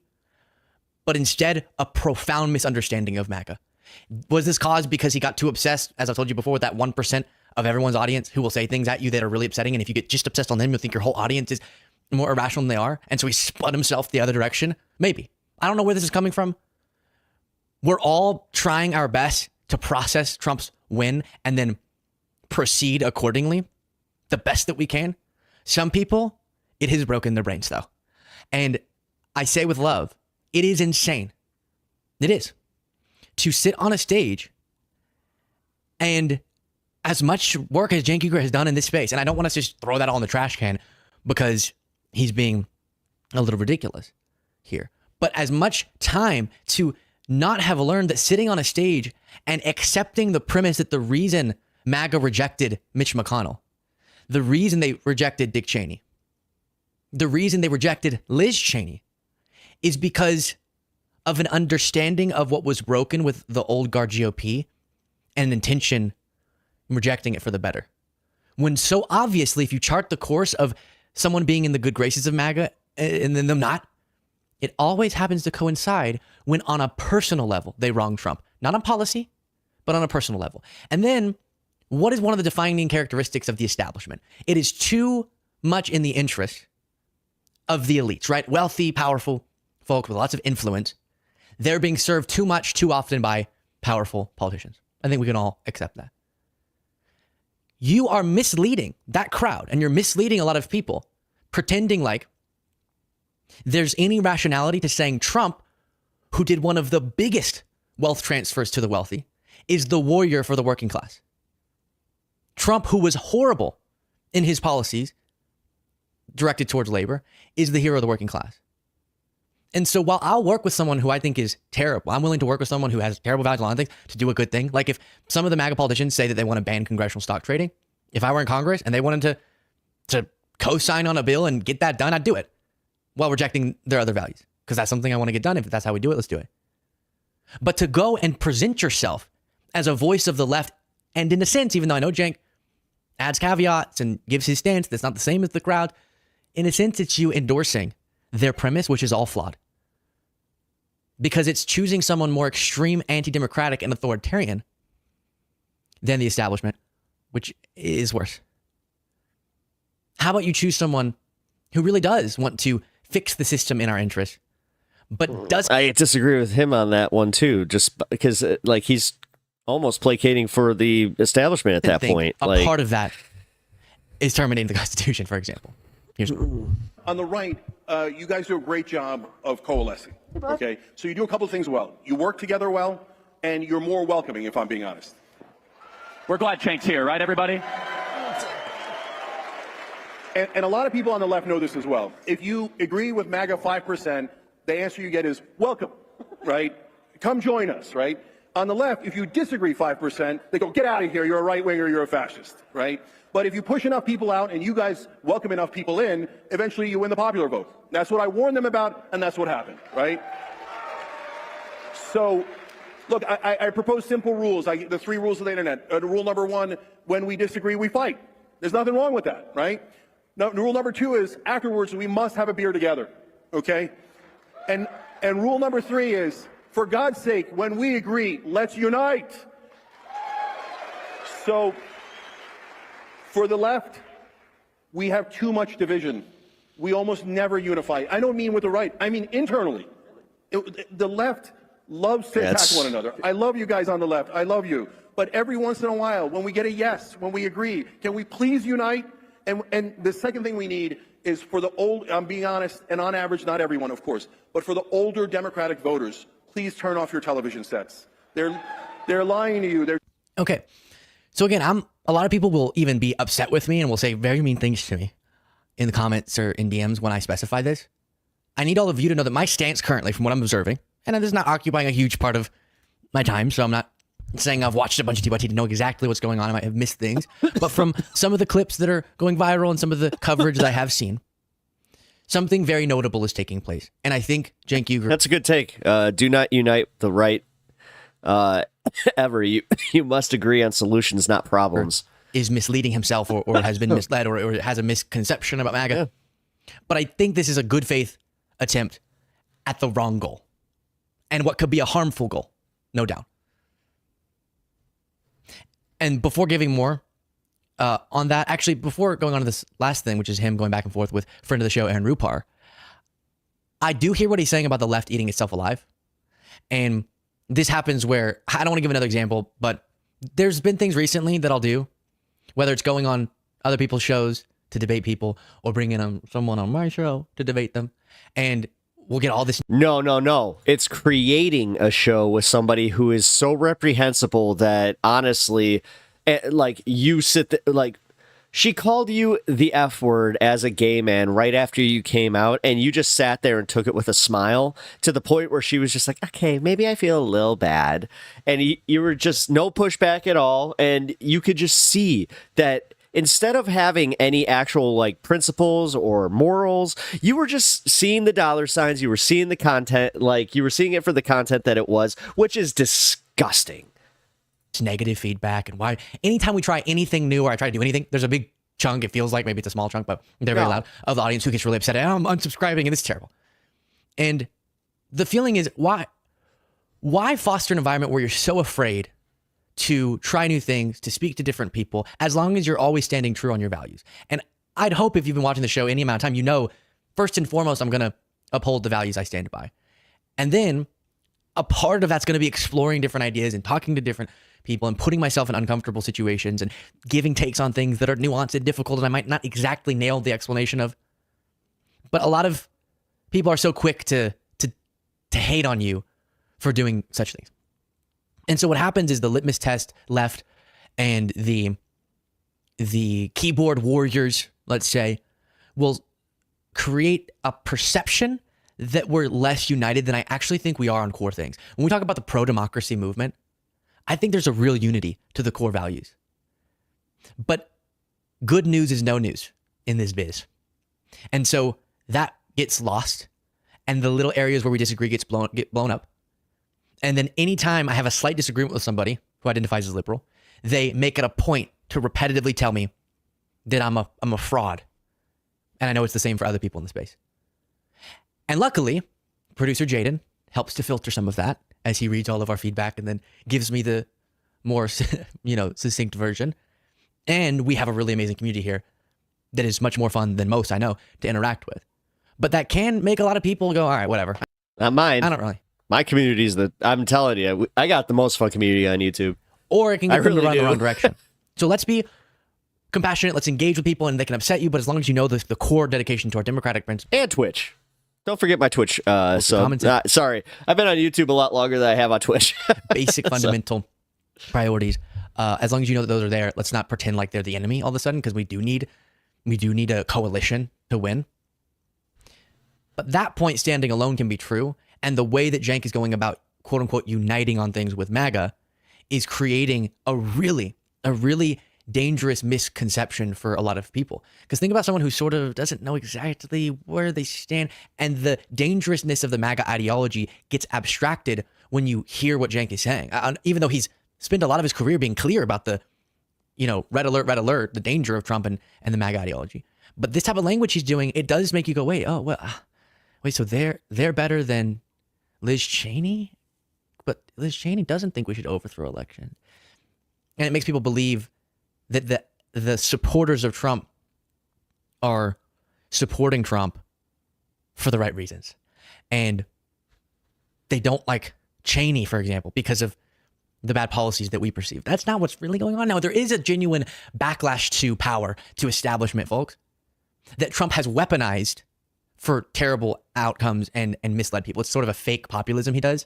And I know Cenk has said that, but you actually play into that by doing what Cenk is doing, in my opinion. And Trump being so pro the power, influence, and wealth, and wanting to enhance that and not the well-being of working class people, proves that you can't accept the premise of MAGA that this is about a genuine outrage of income inequality or something. As our rejection. Hey, it looks like YouTube took care of some of its issues. If you guys start seeing ads, then yeah, some of it. That is why. I think you guys got lucky there. The Democratic leaders, yes. Aaron Rupar said, you cannot find common cause. Oh, well, first let me read what Cenk Uygur said. We talked about some of our agreements and disagreements, and I did get booed at least once. But what's most important is how much we agree on core issues like corruption and war. You have to give credit to MAGA for wanting to have a conversation and being really welcoming. Aaron Rupar said, you cannot find common cause on core issues like corruption with supporters of Trump, who is far and away the most corrupt president in history and isn't even pretending to divest from his business this time around. Come on. It's a brilliant point. And Cenk responded to that by saying something I thought I had prepared. I did. Okay. You and I voted for Kamala Harris. Cenk Uygur responds to Aaron Rupar. I'm glad I always love seeing that. Even when they make videos and they don't edit it out, I do appreciate that from guys like Luke. So I'm going to give him some credit with that. Who bragged about raising billions largely from corporate donors. She then bragged about how 90 corporate CEOs wrote a letter saying how she was in their back pocket. So we're talking about corruption. I hate corruption on both sides. Do you? And that's what I referenced earlier. This is false equivalency in a nauseating fashion. Our current system almost necessitates massive fundraising, often from very wealthy organizations and individuals. Well, now it does after Citizens For Kamala United, Harris to engage in that system, a system that I find completely flawed,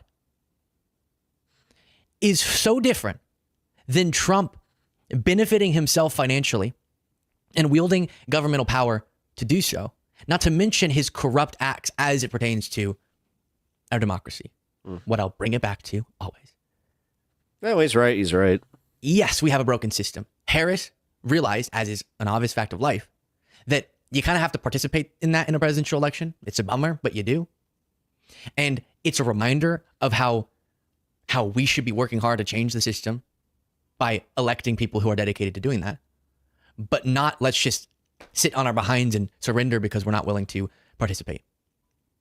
And when making such a false equivalency, you portray an idea that Harris would have been equal to, or I know he would not argue this because I know he voted for Harris. I know he despises Trump, but there's a certain level of dishonesty. What the hell is it though? All of a sudden, people acting like Kamala is, Hillary Clinton. And I'm not gonna do that either. I'm not gonna go, oh, she lost, so she's a cancer to the party. No, Hillary Clinton is a true cancer to the party. Kamala Harris really is not that bad of a politician. Also, if she did kind of hold her guns or stick to her guns with like the left, I mean, look at the fact that she was so open to Medicare for all. Like, let's be real about that. No other freaking liberal politician was just like as gung-ho about it outside of Bernie Sanders than, she was. Yeah, so that's why they accuse her of being so far left. But then, I mean, even I have to admit, that's where it was so sad to see that pivot, like with Liz Cheney and all that. Harris agenda versus the Trump agenda. And not going clearly the money she was raising, as shown by Biden raising a lot of money from those same people and him doing a lot of pro-working class things. Harris's agenda clearly was so much more pro-working class. And I'm always going to want more. But it was solid compared to the other guy. And she was a part of an administration, President Joe Biden's, which was one of the best in its pro-working class policies that we've seen in quite some time. And that all gets abstracted when you watch TYT lately. I'm just being honest. And that's what I think a lot of Cenk Uygur's rhetoric is distracting from. And when you convince people that, yeah, I guess there's a better side, but it all just sort of sucks, when that's not the fact of life. Both deeply flawed. One, a lot of opportunity to make a lot of progress, as we've seen. But whenever you do the they're both terrible, who cares thing, falsely, you convince people to disengage in a really harmful way. Lots of thoughts I know you have. Share them with me. Even if you're a keyboard warrior, even if you're going to be mean, you can in the comments. Support the show by... I support that. I support the way he goes about that because, I mean, yeah, I'm the same way a little bit where I'm just like, let me know. I mean, if you're disappointed, let me know. So, it's a good segment. Actually, I got to give Beasley some credit. That wasn't as bad as I thought it was going to be. So, although he did kind of do the clickbait thing just a little bit because Anna was kidding. That wasn't her actually just being like, I'm going to quit on it. Like, no. Especially after what just happened with Mondale. Because Mondale actually did quit on, well, not on TYT air. He quit on Ben Dixon's show, which I think it would have been a little bit more powerful if he did just quit on one of his, well, I think he makes videos. Now that I think about it, hold on. I don't think he's actually on a live show, so. All right, give me one sec. There we go.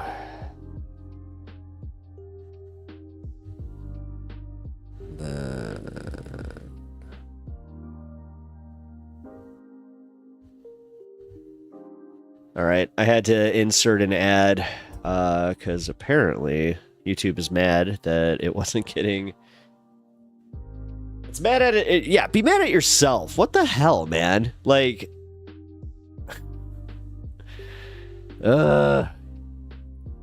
This is one of the more, like, frustrating things about doing this.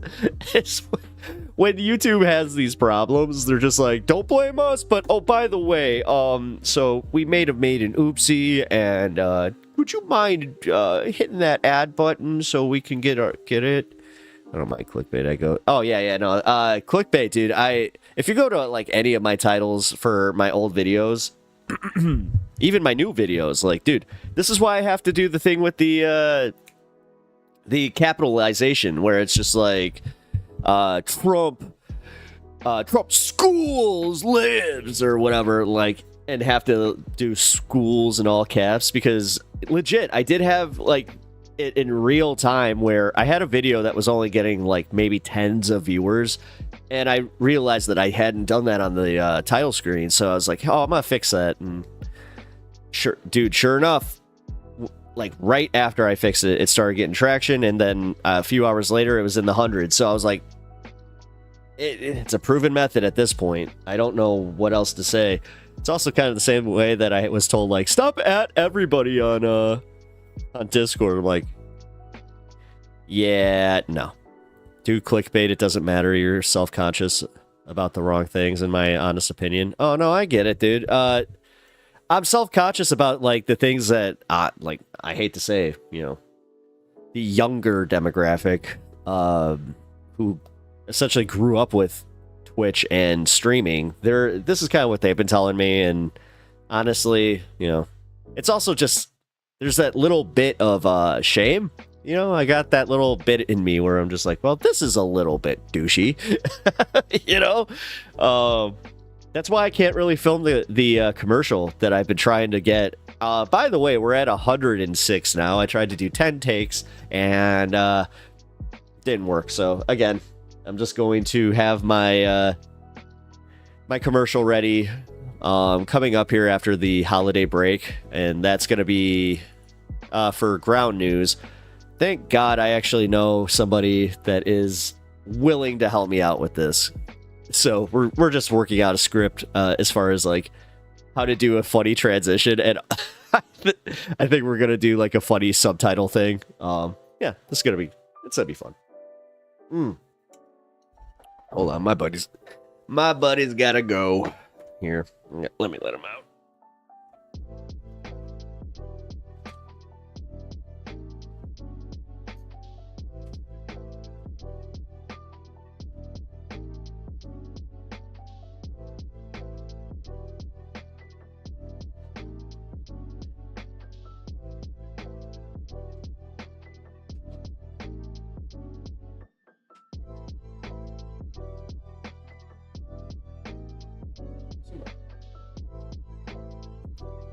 Okay.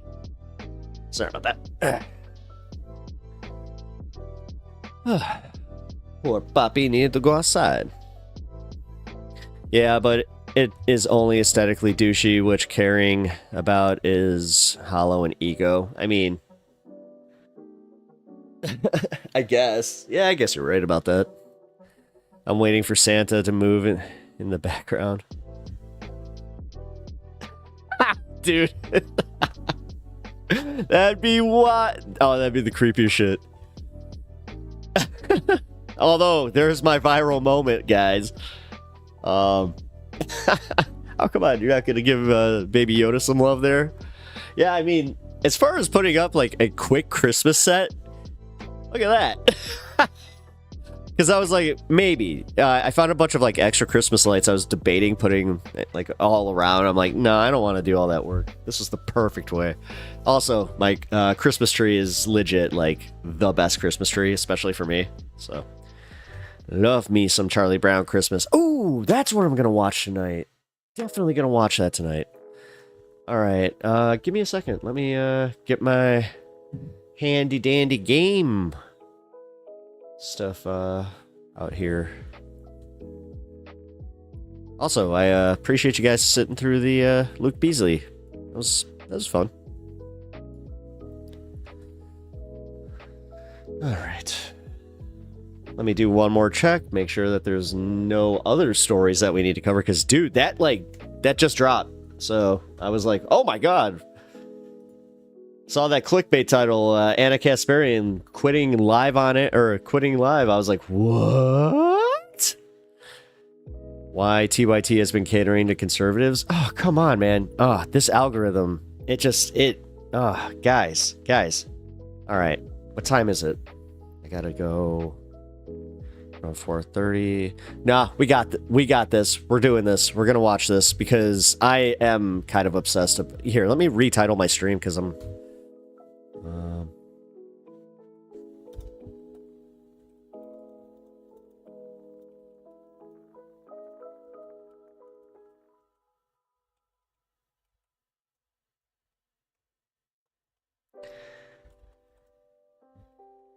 Continues. There we go.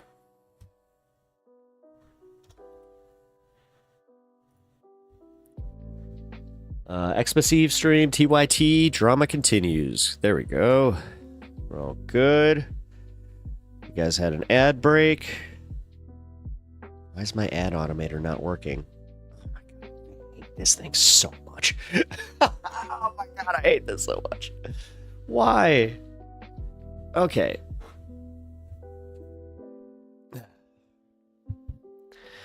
Hold on. I gotta curate this for you now. Because apparently this is having a problem. What? What? Why? What is going on with this? YouTube!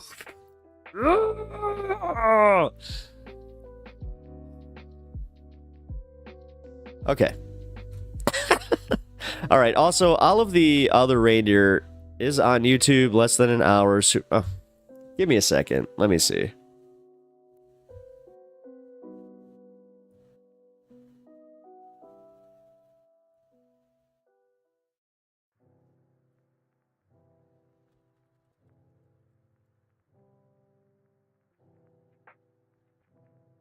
Olive, the other reindeer. Oh, he's a puppy? Guys, I've never seen this. Like, I didn't even know this existed, so, cool. I'm gonna run it through this real quick. Let's see if my copyright checker says it's okay.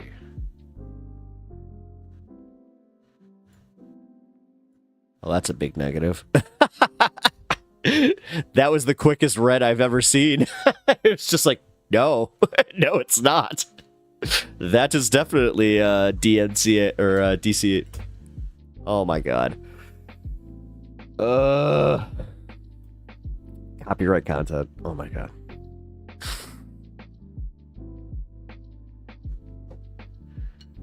My mouth and my brain were just like, we're not doing this. Don't you love when that happens? Especially when you're in the middle of like talking to somebody and you're just like, blah, blah, blah, blah. They're like, are you okay? Are you okay? Do you smell burnt toast? I'm sort of a Grinch, like in my reaction to Christmas recently. The religious and consumer aspects bother me a lot. I don't want to yuck anyone's yum. It's a stressful thing for many. I mean, it is. It is, and it's also like, dude, it's a rough time of year. Like my mom, as somebody like who had her, you know, I grew up with her bipolar situation, and also just sometimes the holidays would bring out some stuff where it was not great. And, you know, seeing her struggle the years that she did, man, it really kind of brought to light, like, yeah, this is a really rough time for a lot of people.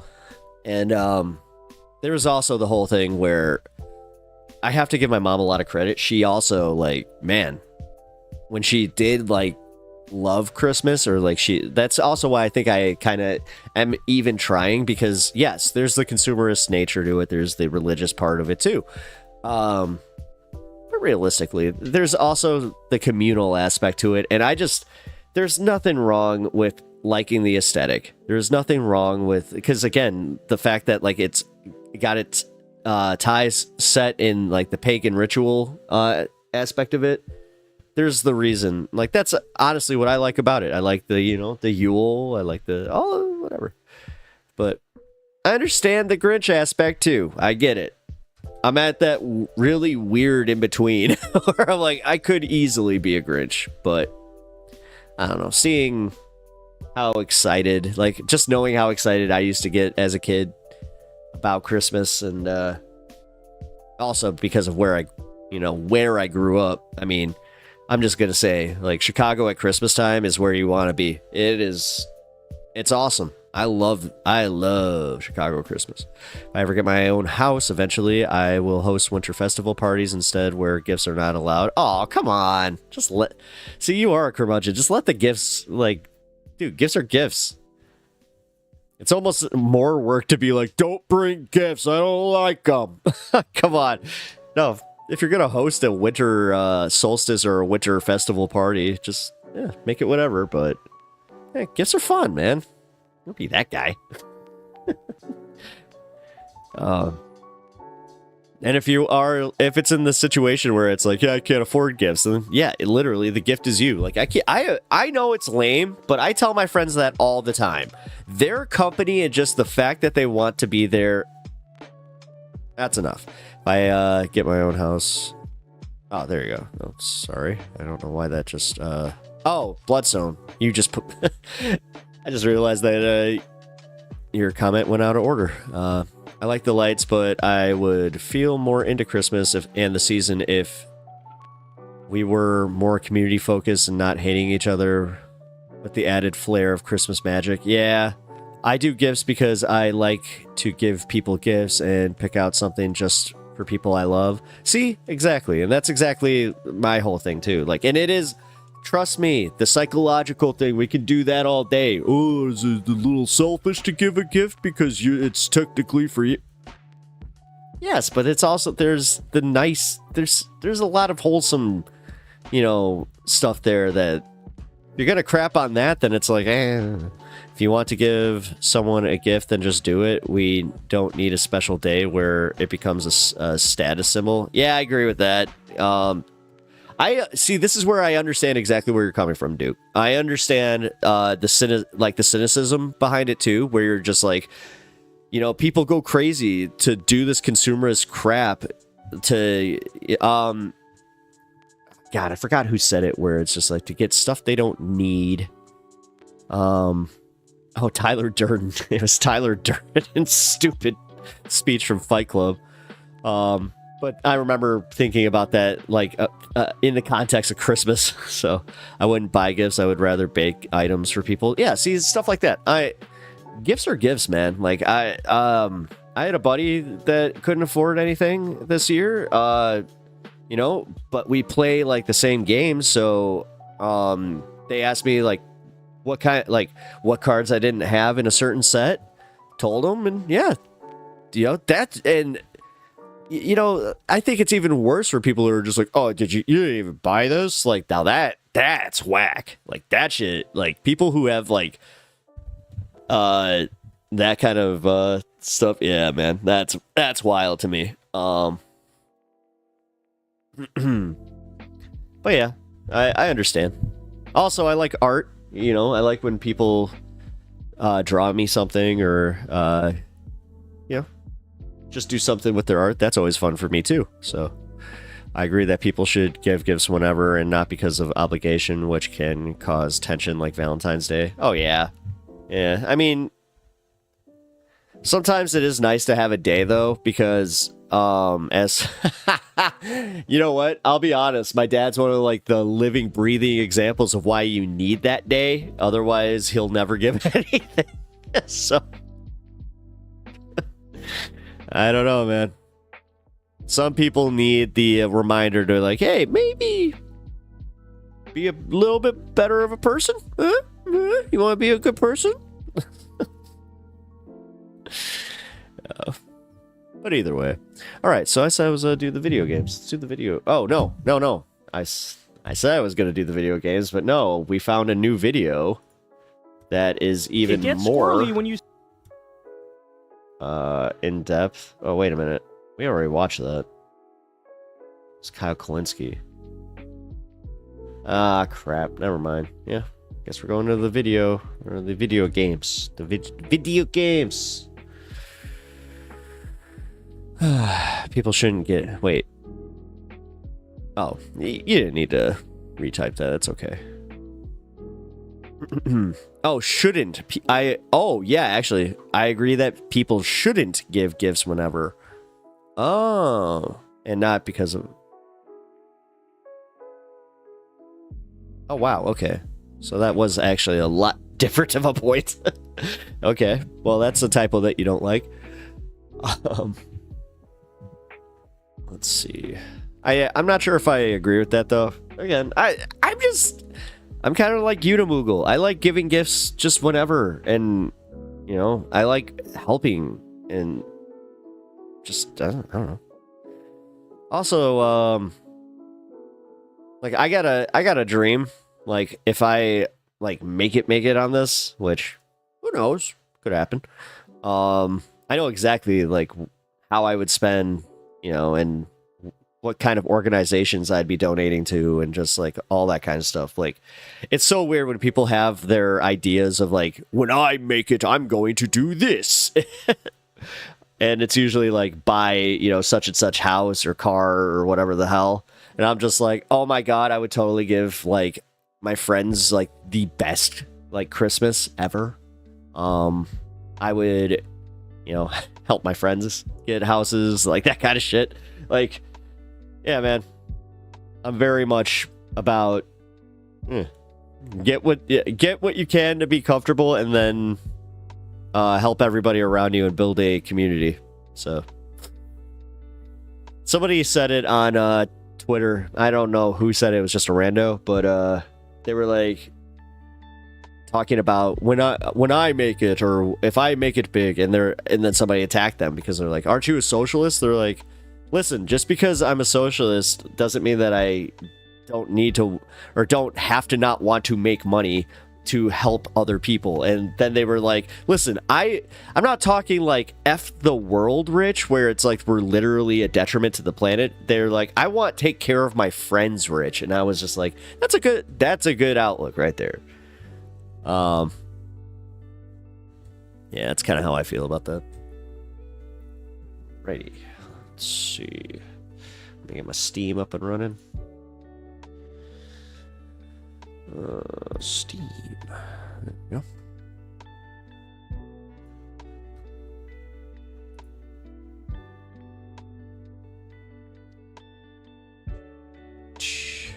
Okay. All right. Anybody on Twitch? Just so you know, I'm going to be going into Marvel Rivals here in a little bit. Definitely hang in chat here for a little bit too. But shoot me over your name if you are playing, or yeah, I'm literally just Pep Talks TV. So look for me, and yeah, we can jump on the same server if we want to.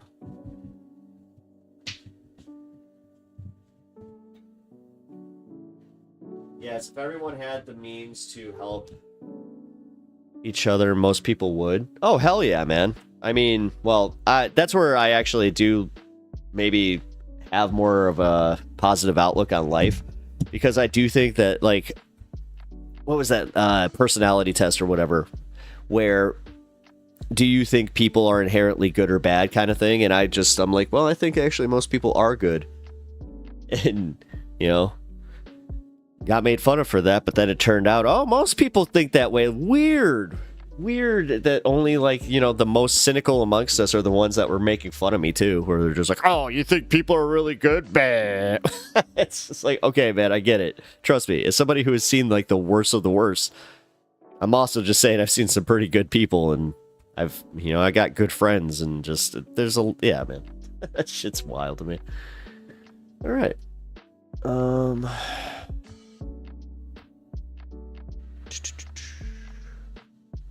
Let's go for it. Why not? Oh, man. I just got really hungry all of a sudden. You know what? Give me a second. That actually is probably something I should take care of. Or not. Damn it.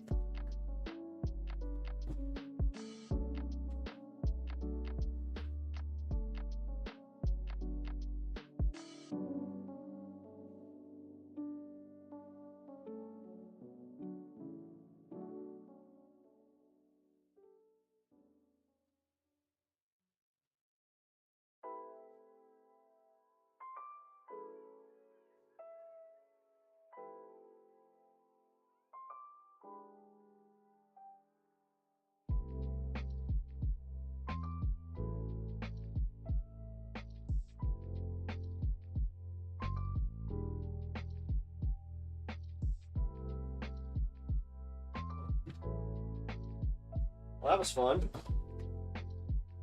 Oh, my ankle almost just gave out on while I was walking down the stairs. That was terrifying.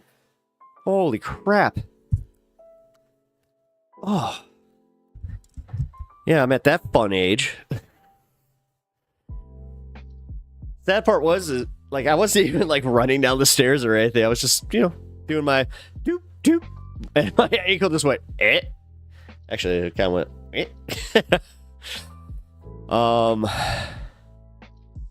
Is factual the majority of people are wholesome. The thing is, people that are antisocial are rewarded, and normal people don't want to pay attention. Yeah, absolutely. Those are the people that we pay the most attention to, like, in society. This isn't breaking any new ground.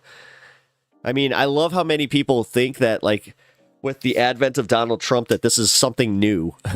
Where it's just like, no, dude, you can go back to, like, the advent of civilization. There was always, like, some form of, you know, celebrity amongst civilizations.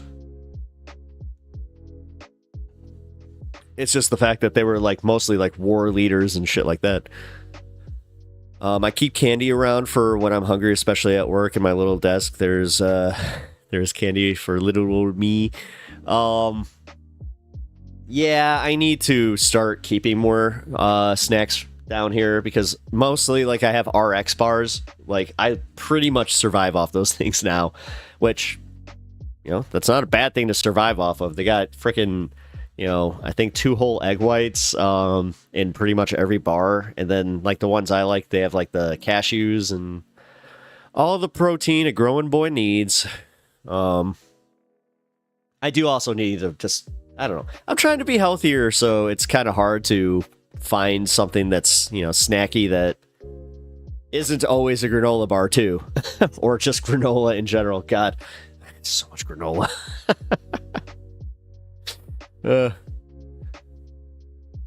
I don't know. One of my viewers also kind of inspired me to be a little bit more diet conscious. So I got to give them a little bit of credit with that. So I told you you'd want the snack basket I was going to make for you down there. All right, fine. I'll take the snack basket. Fine. Guys, we got a visitor.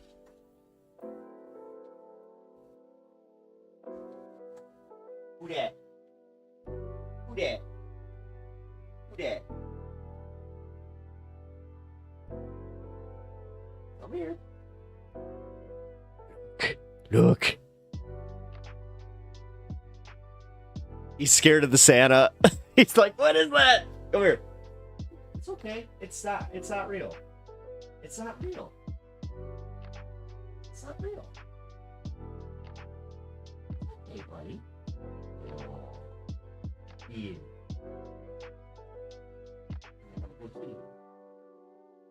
Oh, jeez. Almost made me bash my head. Thank God for the headphones. Look at him. He's so cute.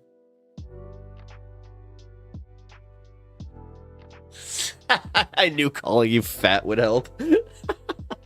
Yes, thank you for that. Yeah, somebody in my was actually trying to bother me in my comments about that. They're just like, "Oh, look at you, soy boy. You look like you haven't worked out a day in your life." I'm just like, whatever, man. That stuff doesn't bother me in the slightest because even when I was playing hockey, I was so lanky. So, and it was always hilarious when people saw me go into the locker room in my gear and then come out. And if they had never seen me out of gear, they were like, "What the hell?" They're like, "You're like the skinniest guy on the team." I'm like, that's usually how it goes. I could also tell you that I would sweat off, God, damn near 1,200 calories just playing.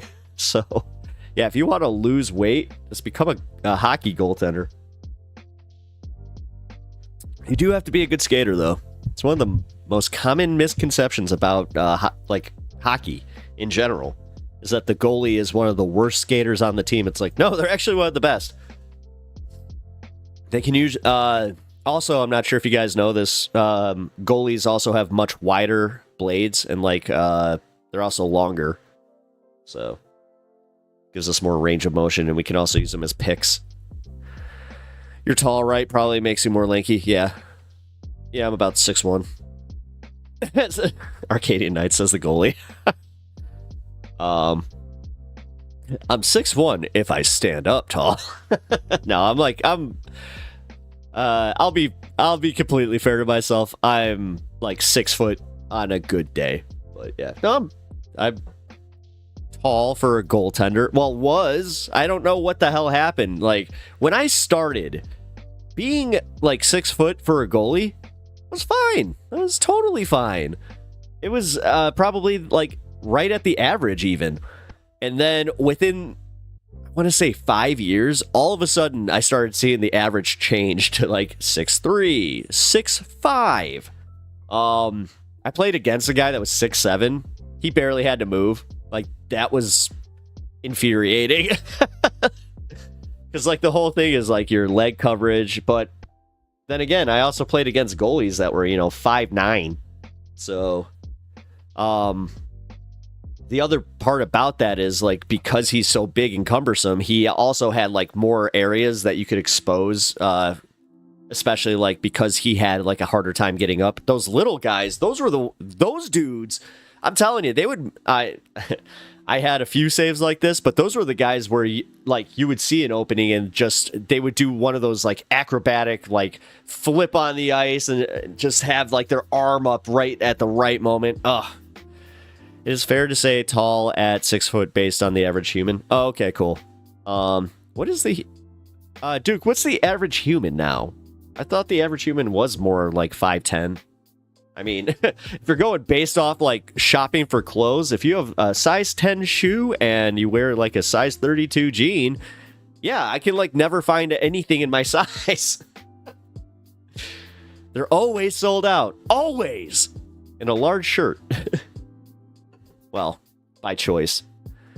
I could technically like wear mediums, but I feel like I'm not trying to look like Hassan where like I'm trying to bust out of every piece of clothing. even my lanky ass gets that problem sometimes. Still waiting for Duke to give me the average human height because I'm actually now legitimately interested in that.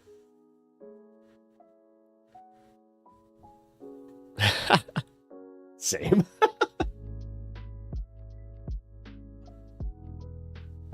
Nice. Yeah, no, I mean I still bust out of my clothing though. In the West, it is taller men 5'10", women 5'6". Really? In the East, it's a few inches shorter. I did know that. I didn't know it was 5'10". Wow. That's cool. Wasn't it? I feel like it was 5'8" when I was growing up.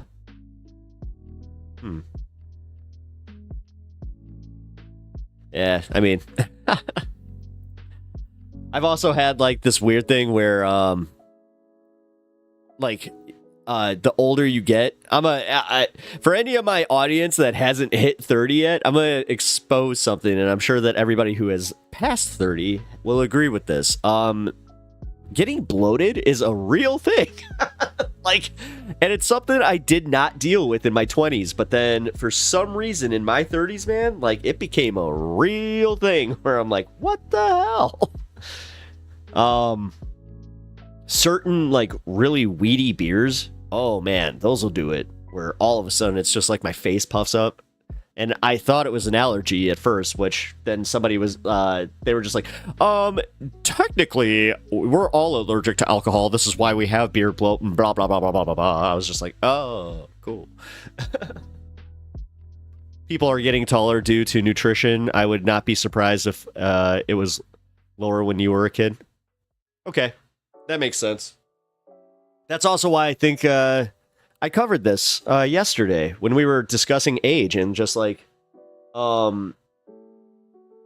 just people looking younger in general. Although here, real quick, I gotta post this up.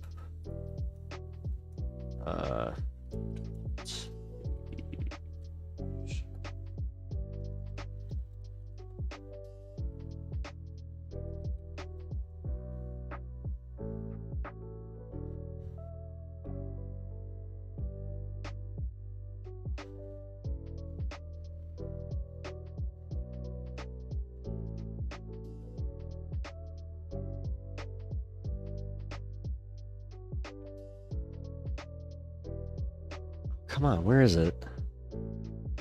This used to be like one of the easiest images to find. Here it is. So this is how I see anybody under the age of 20. Or like, yeah, I'll say 25 now even. Yeah, like legit. It's just like, what? Luke Beasley. I'll use him as the example. I look at Luke Beasley and I immediately see that, where I'm just like, you're a little baby. Look at you in your little suit. Adorable. In Napoleon days, he was not shorter than average. I know. I do actually know the history behind how they it was essentially propaganda to piss him off, and because it pissed him off, they just kept doing it. But that's the thing. If he hadn't reacted, it wouldn't have been a thing. And so, and Napoleon and Trump definitely have a little bit of the same thing on that one, because I have to keep reminding you like how wrong Sam was just in the last few shows. Yo, we're not doing that. Yeah, nope. Don't chew. Nope. Chewing comics. Nope. Sorry. I was just chewing my comic books. Yeah, that's not okay. That's like the one thing that gets me where I'm like, nah, come on. I just want you to be good, man. And I'd be able to have him in here all the time. Is it bad that after you said you were expecting the Santa to move there, Bloodstone, that now I can't not look behind me constantly and just be like, is he moving? Is he moving? Trump is tall, though he looks like a bloated bird. He claims he's 6'3", but he looks like he's 6 foot because honestly, like, I would love to actually just stand next to the guy. I mean, never mind. I'm gonna just shut up now. He can't read, so he chews. It's the way he does it too, where it's just he gets it on the his little fangs, where he's because he's got kitty dwarfism, so his teeth are actually like way too big for his face. So like you can hear his teeth just constant, like they remind me of the little clampers that the hole punchers. Yeah, totally has that. Trump's eyes look like a raptor, though. Yeah, he actually does have the black eyes. I can say that. I've noticed that too. He definitely has like a weird deadness there. All right. Fire up rivals.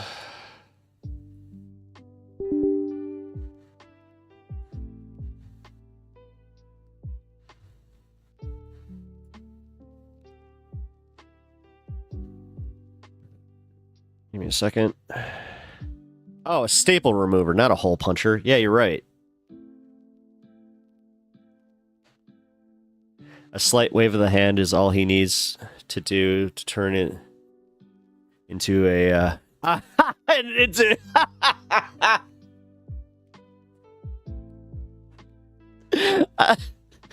kind of freaking out a little now. That's funny. Oh, man. Wait, what is happening? In-game spray? For what? Oh, dude, did I just click on an advertisement? I did. Hold on.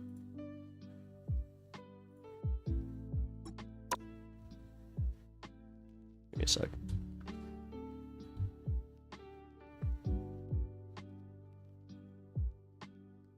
Here we go. That's not it. That's the previous video we just watched.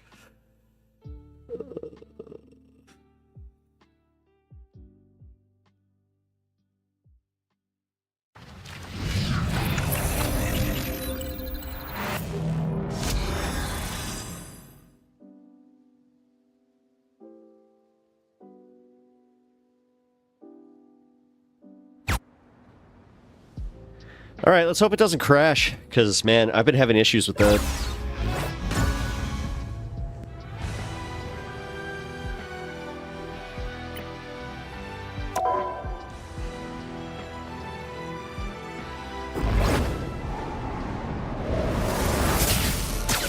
That's a good sign. Oh, yeah!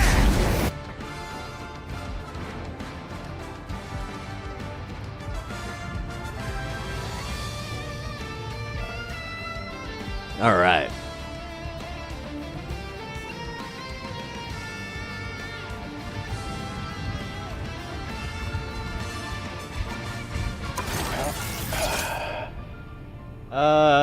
Does anybody got a name? It's because you're old. Shut up. I'm not old. I'm seasoned. Like literally. I mean, I'm seasoned. Alright, well, quick match it is until I see somebody pop in and go, I want to play!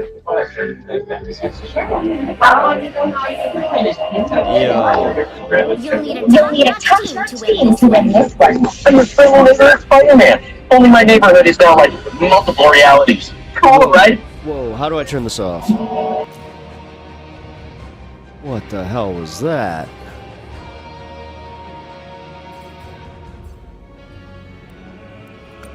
Okay. Jesus. Yeah, fuck it. Anyone stands in my way, they won't be standing Fuck much it. longer. I know how to use them. I've carried this rage since I was born. Centuries ago. Do you truly believe you can stop my grand scheme? 30 seconds before you attack. Get ready. You guys are the coolest. Wait, who the hell is this? You cannot save Yggdrasil, nor can you save yourselves. Cool yourself. Being able to understand animals? I wish I could do that. Yeah, all you have to do is listen. They really hate you. Does anybody like doing? The battle starts in 5, 4, 3, 2, 1. Help get that vehicle to its destination.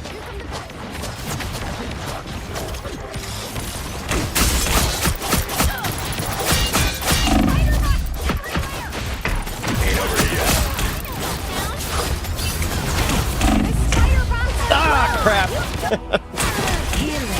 Why would I need healing? Like a bad penny, I just keep like a coming bad back. penny. I taste like copper and dirt.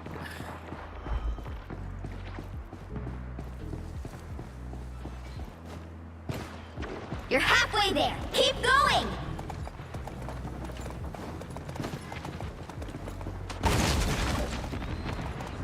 That big magic tree seems worth it. Oh, what? Bro. Who just got me? Black Panther. Like a Wow, bad he penny, murked my I ass just too. Keep coming back. The king.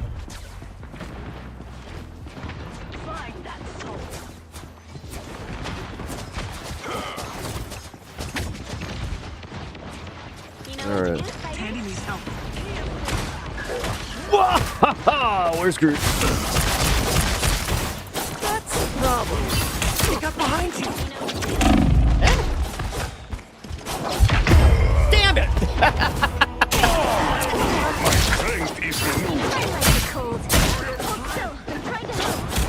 We each must do our. I can't watch gaming. I'm too politics brain. It's okay. What's happening?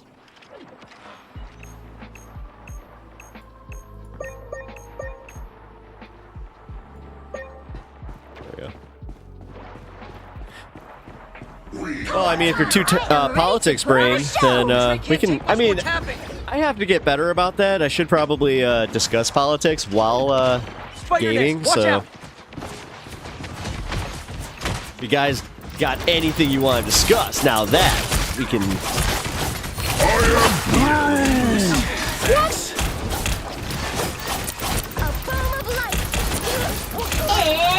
Tremble before fast!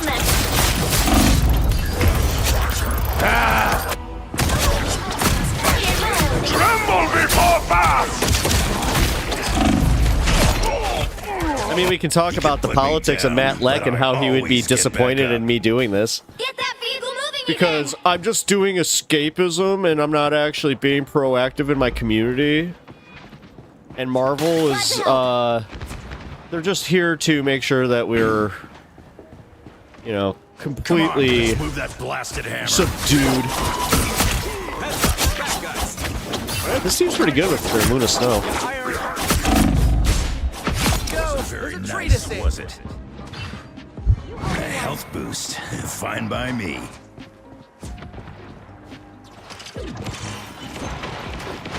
Almost there. Don't turn back now.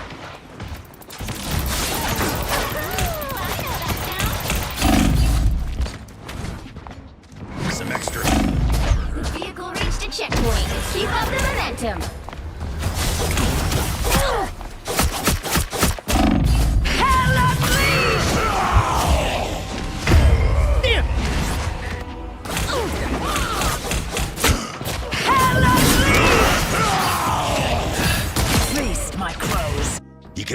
down, but I always get back up. Yeah, well, I mean, that's kind of his thing. Are we just gonna ignore that? I mean, I know I'm not healing like everybody else. That's how you web swing. That's a problem. But also, I feel more comfortable. All right, Hella. You had to know that was coming. Even better than my mutant. A little bit of retribution. That's nice. I earned that one. Looking sharp.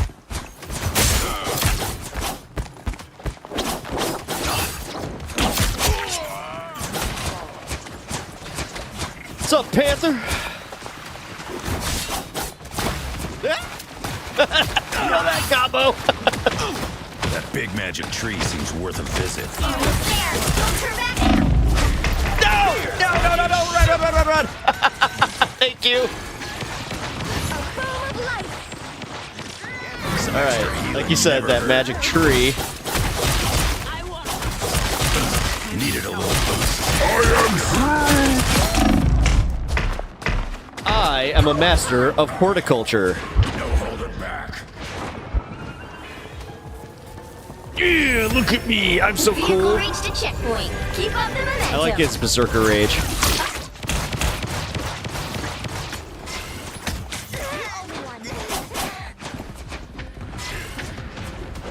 Look, he's killing that tree. Tremble before blast! No. You tremble before me.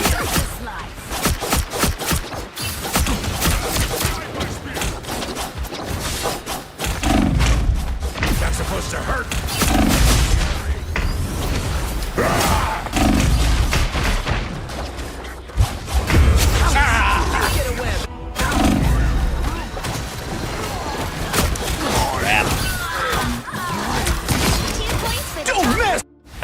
Fully regenerated. Well, I hope it didn't take you as long as everybody else. Actually, that should be his thing. He should be able to regenerate a little bit quicker. Operation Stop That Happening is underway.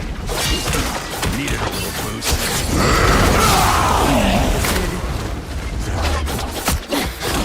So cold. Oh, come on! All right, this hell is a pain in the ass. Oh, she could though. Ooh, that was a really, really good shot. Gotta give her that.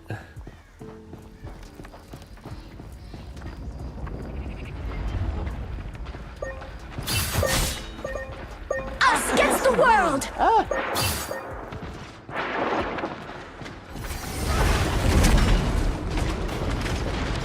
What's that? Don't let the spiders get close. Heads up, back guys.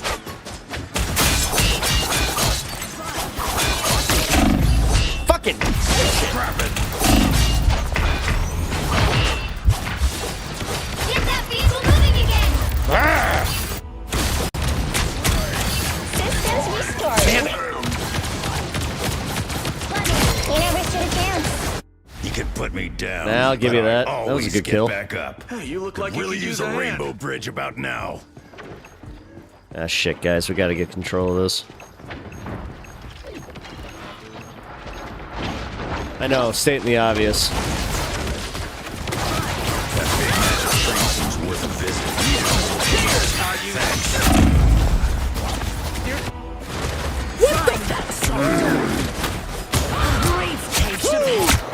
Never miss. Cool. I've healed from 100 times worse.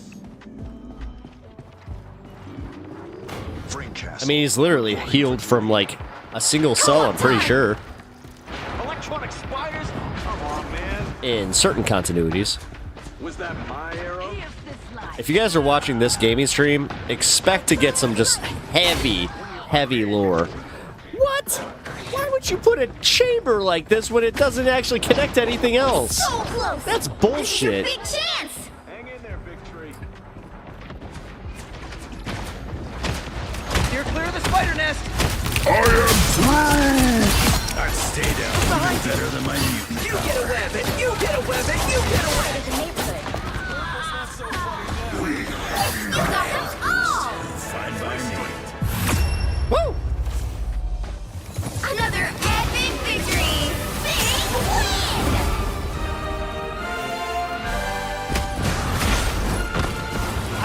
play you so bad. Everybody always takes Hawkeye. Damn it.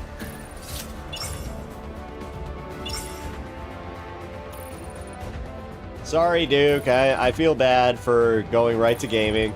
I know you're so political. I know you are very politics brained, so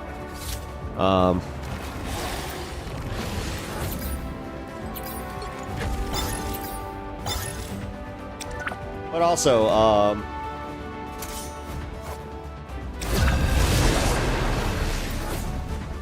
nobody? None of y'all want to play? Okay. Okay.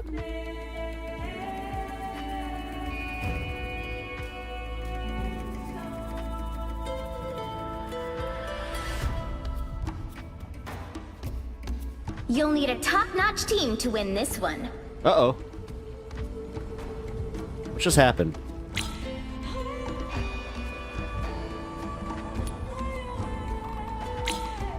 Damn it. I'm not anyone's sidekick. Yeah. What I do is best done alone.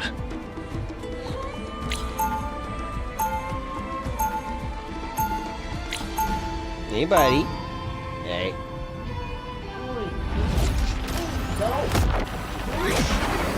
Horns. And bad kitty. As long as there's still something worth fighting for, I'll be on the front 30 seconds lines. before you attack. Get ready. According to my scans, we're going up against some real heavy hitters. Sounds like now would be a perfect time for a quick suit upgrade, Tony. My armor's already as bleeding edge as it can be, Spidey. I'll be fine. Oh, I wasn't talking about your suit, but good for you, I guess. The battle starts in 5, 4, 3, 2, 1. Don't forget, securing the mission area is your top priority. This is nothing like the Wakanda I remember. Oh wow, they actually like have some MCU continuity in this too.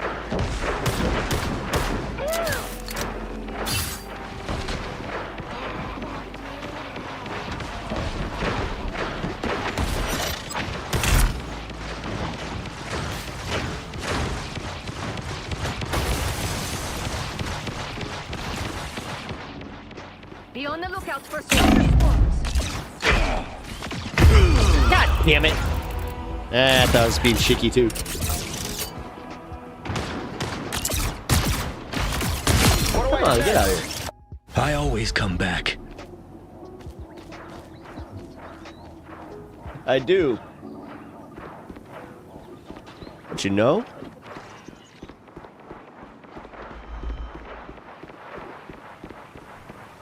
Thanks for sticking with me with through this, guys. This is fun. I wasn't sure if you guys would actually like want to see me play games or not, so. Pulse charge, fire!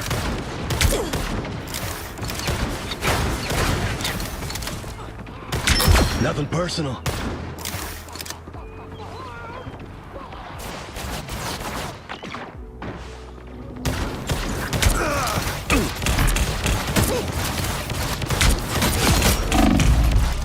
Back in action. We're done here. Double KO. Got one.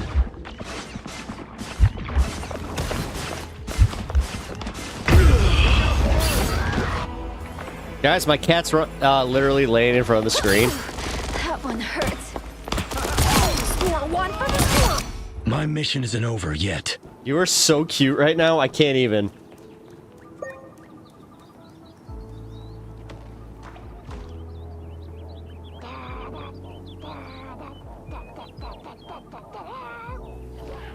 I had to. Oh, jeez. Damn it. Bad kitty. Bad kitty. Bad kitty. No, we're not doing that, dude. Come on. Just when you were so cute. I am ready to put on a show. Sorry, guys. I apologize to my team if you can hear me. Coming.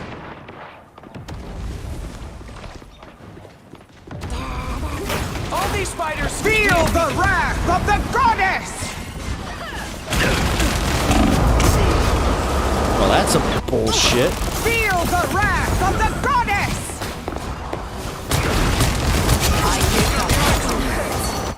My mission isn't over yet. Come on, I'm right here. You know, Spider-Man.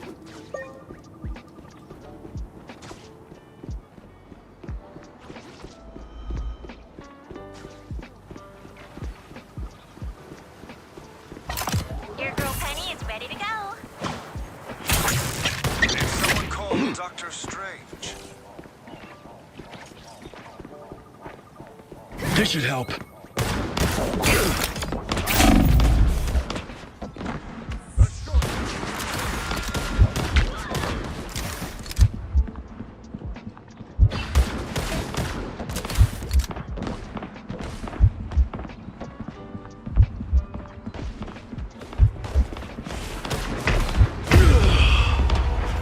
Only 60 seconds left.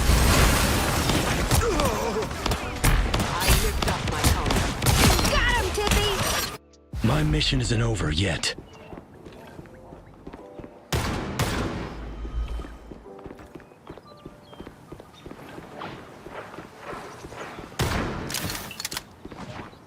That's I'm gonna take out that squirrel girl at least. Here they come. Down to 30 seconds. Leave them to Khonshu! Time's running out. Hex! No more fighting. This should help.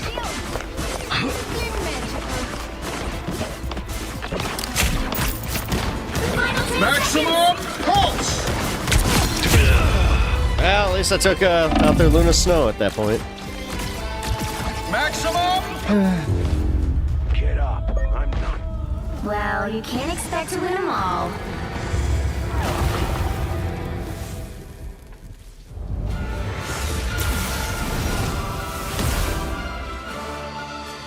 Dude, Storm looks awesome in this game.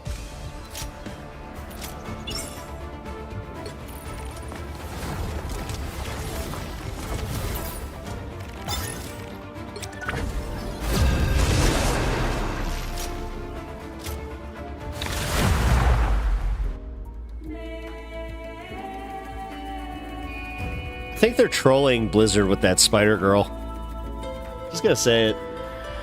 You'll need a top-notch team to win this one.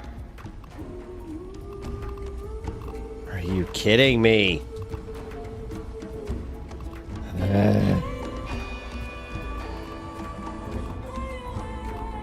Anyone stands in my way, Fuck it. they won't be standing much I'm gonna go longer. tanky.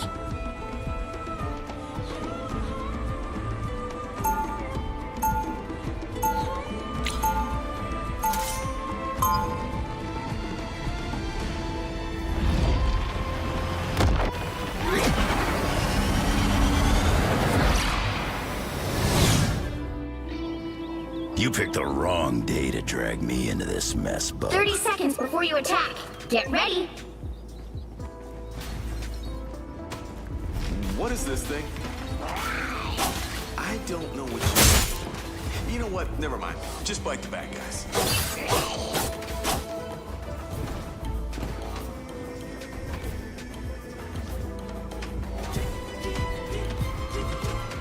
The battle starts in 5, 4, 3, 2, 1. Don't forget, securing the mission area is your top priority. Let's end this quick. Somebody Got might want better to tell places somebody, be. Jeff, to do that. You coming? Bro? Alright.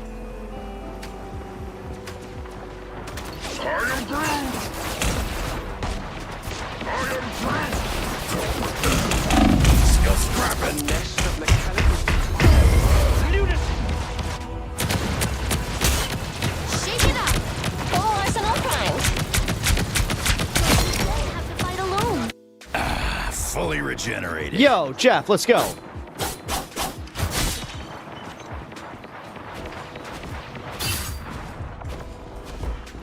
Electronic spiders? Oh, come on, man. Even better than my mutant power.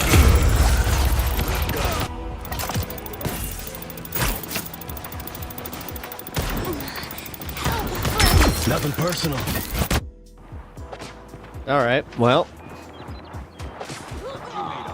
Has joined the game, has been removed from the game. Yeah, I was about to say, dude, come on. Like, how the hell are you just gonna sit there and choose Jeff and just not use him?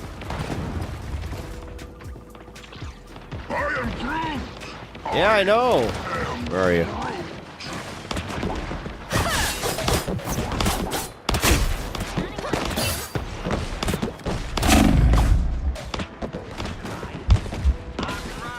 Some extra healing never hurt. Damn it! Here's how you shoot!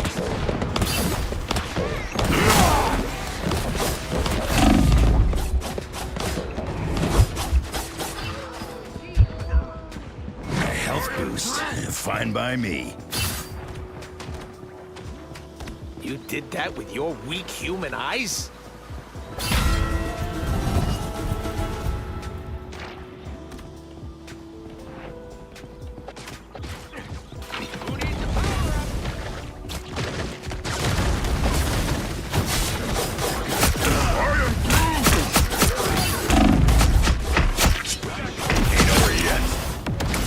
Better than my mutant.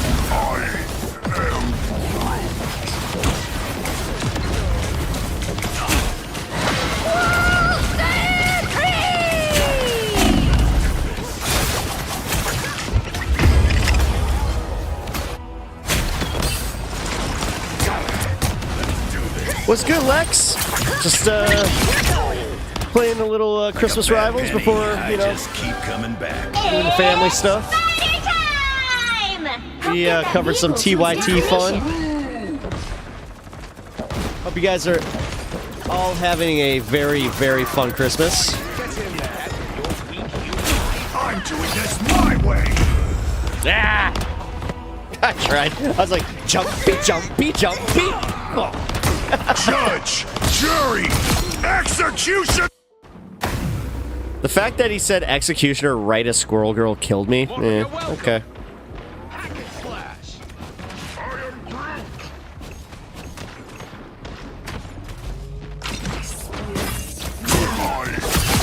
Very nice, was it? Miss Parker has left us a gift. Needed a little boost. Thanks. You're quite welcome. Wakanda must be cleansed of this corruption.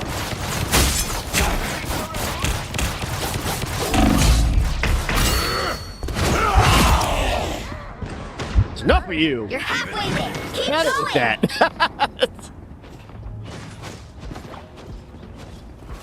You did that with your weak human eyes?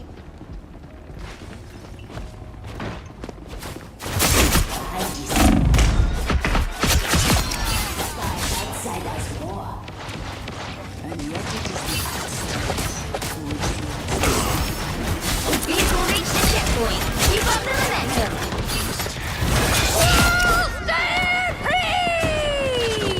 They got behind you. That's supposed to hurt. Think about what you did, Castle. Heavy weapons. I'm in love. Nice. Whoever just set up the Punisher, brilliant. Dangerous. Fucking brilliant. Your weak human eyes? Oh, I'm fine. Don't mind me. Someone scratch my back. Don't mess with the amazing Spider-Man. Ah.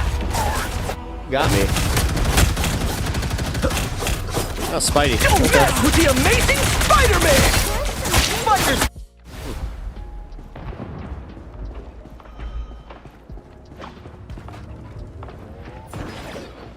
That's it! Don't let anything stand in your way. I am Groot.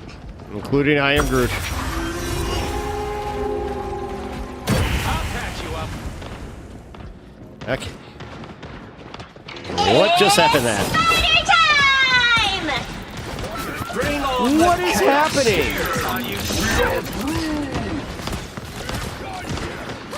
Is that how it's supposed to be?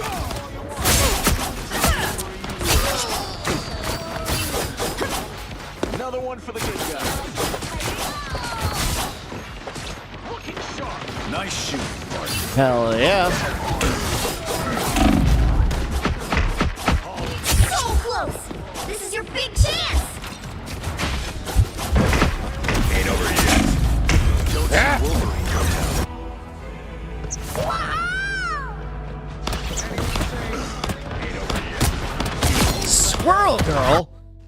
Ah.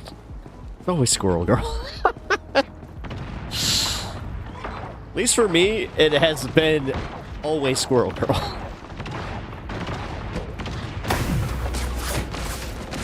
Alright, Spidey. You're out of your league, bub.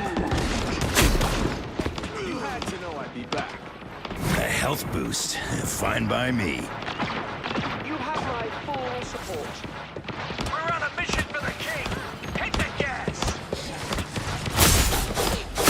Yeah, that was embarrassing. That's fun.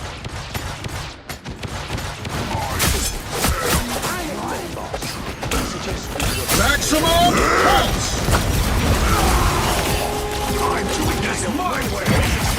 Needed a little boost. Thanks. Spidey. Ain't over yet. Let's do this. Look who just showed up.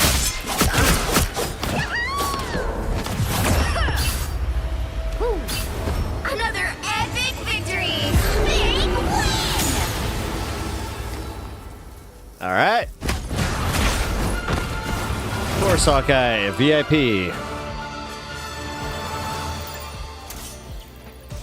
I'm so happy he's one of the best characters in this game, but at the same time, it'd be nice to try him just once.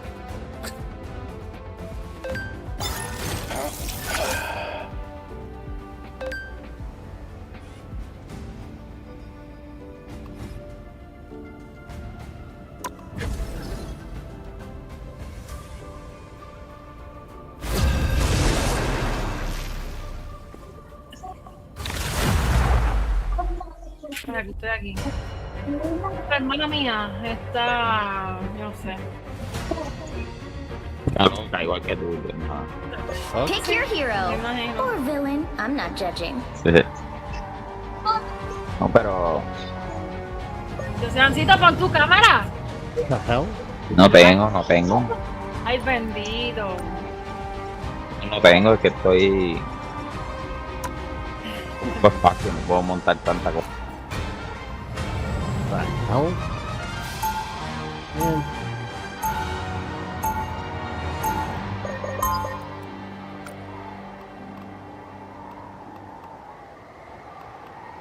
I'm not a hero. I'm the Punisher. Only cowards see shades of gray. 30 seconds before you attack. Get ready. That's some serious armor you got there, Stark. Well, thanks, kid. You like what you see? Not really. I mean, why wear an iron suit when one fist works just as well? Yeah, I'll take that into consideration in my next model. 2. The battle starts in 5, 4, 3, 2, 1. All you need to do is capture the mission area. Got it? Typical Hydra. Metal Gear. Pierce's minds. The other hearts.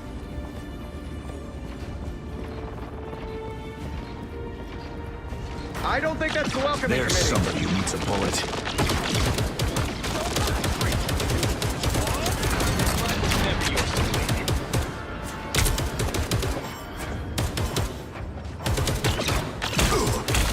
Looks like the mission area is yours to capture now. To capture the mission area!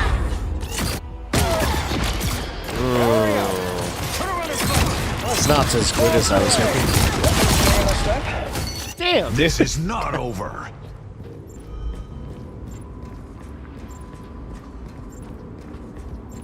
I got an idea.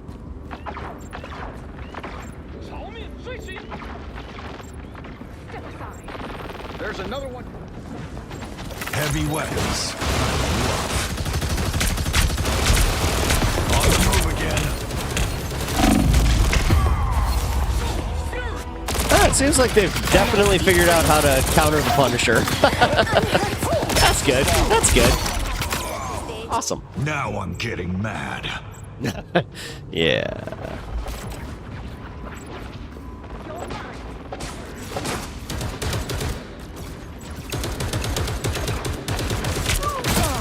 Your team's capture progress has passed the halfway point.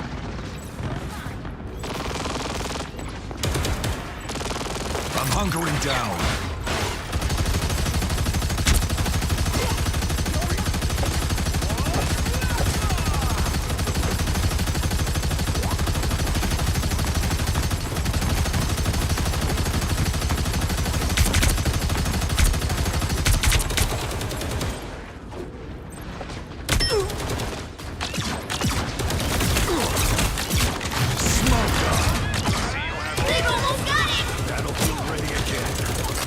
Maximum pulse!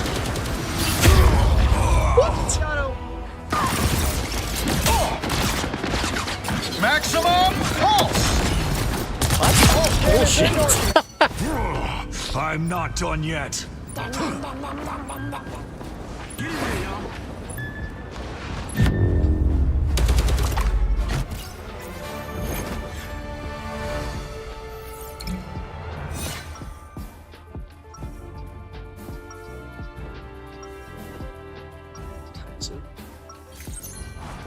I'm a blunt instrument. That's how All I right, like I'm it. gonna finish this one, then we'll celebrate some 420 together.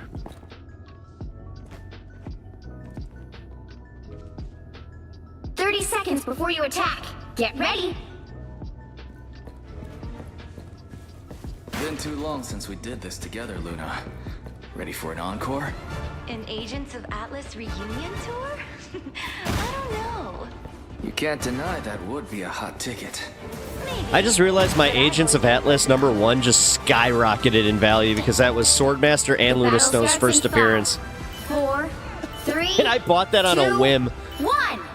because I was like, hey, you know what? Capture the mission area. I'm kind of interested to see these new characters and where they fit I'm in. not sure my training is at the Save the Multiverse stage yet. A nice deep freeze. Here they come now. Blow up.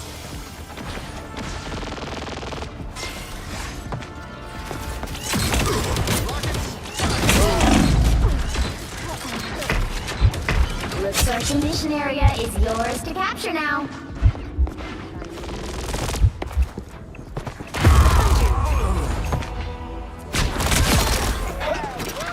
Just what the doctor ordered. Never bring Earth guns to... A nice deep freeze.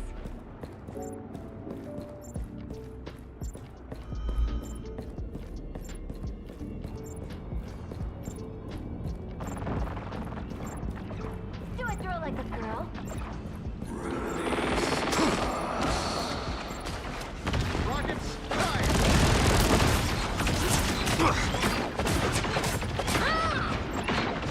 Don't mess with the amazing Spider-Man! Need some ranged firepower.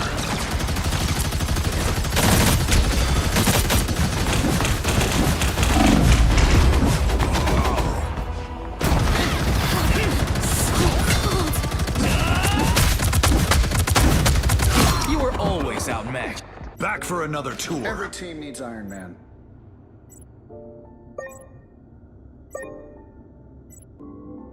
Their team's capture progress has passed the halfway point.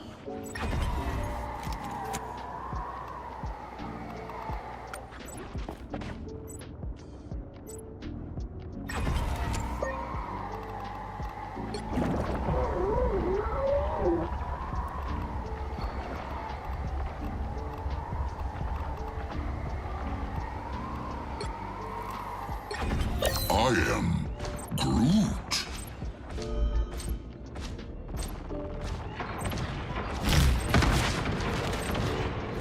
They've almost got it!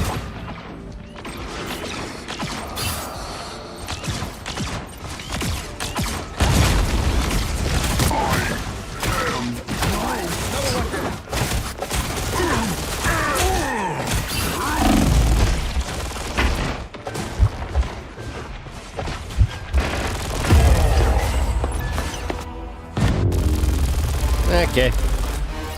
Bit of a learning curve. Nah, we lost. Damn it. We done? I was about to say, you're not making us play the third one, right? Okay, cool. Cool.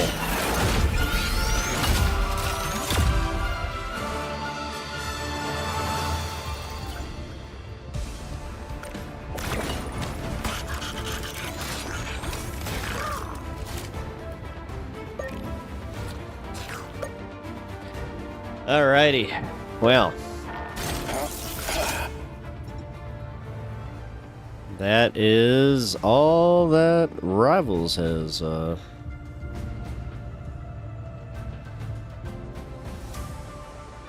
shit.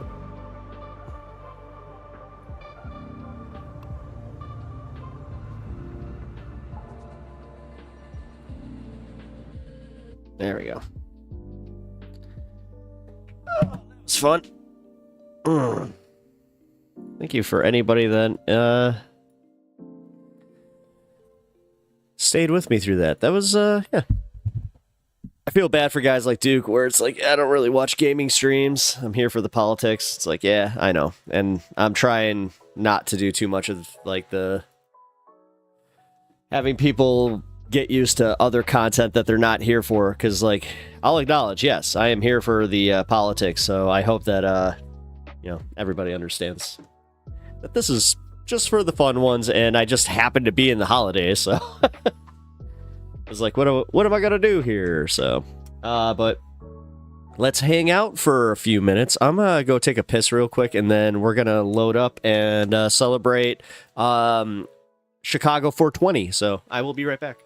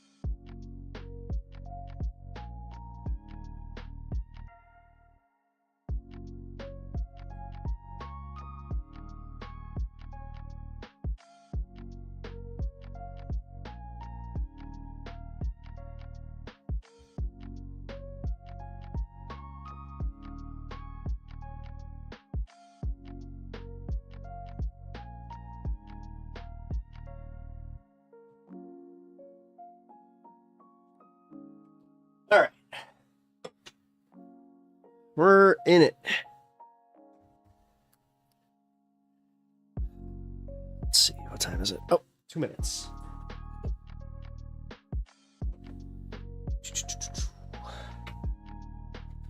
Yeah, I'm about to go to the in-laws. This will be fun.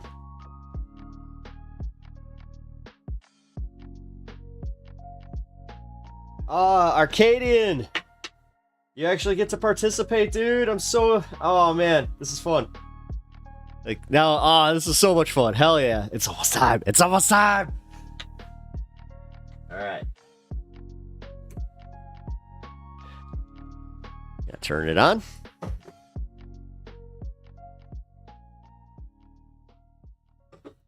Alright. Then I gotta get my handy-dandy screen up.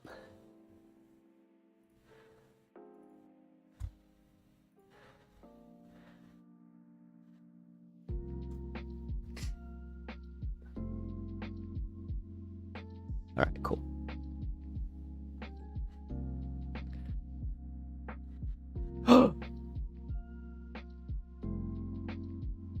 No.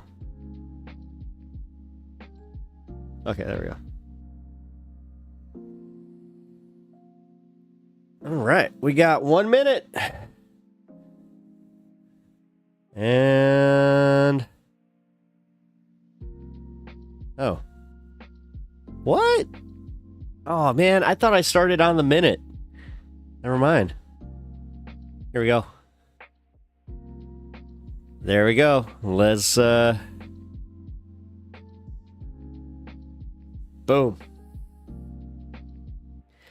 Merry Christmas!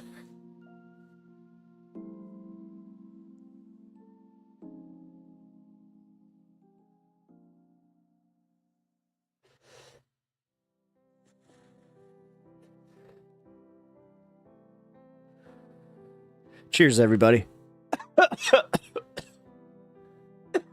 Huh.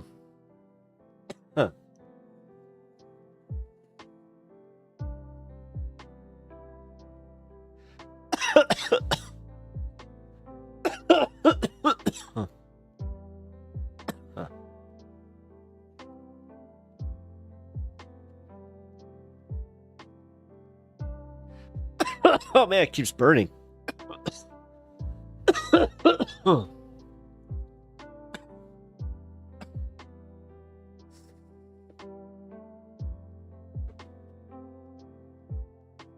All right. That was fun. Thanks for hanging through that, guys. That was a lot of fun.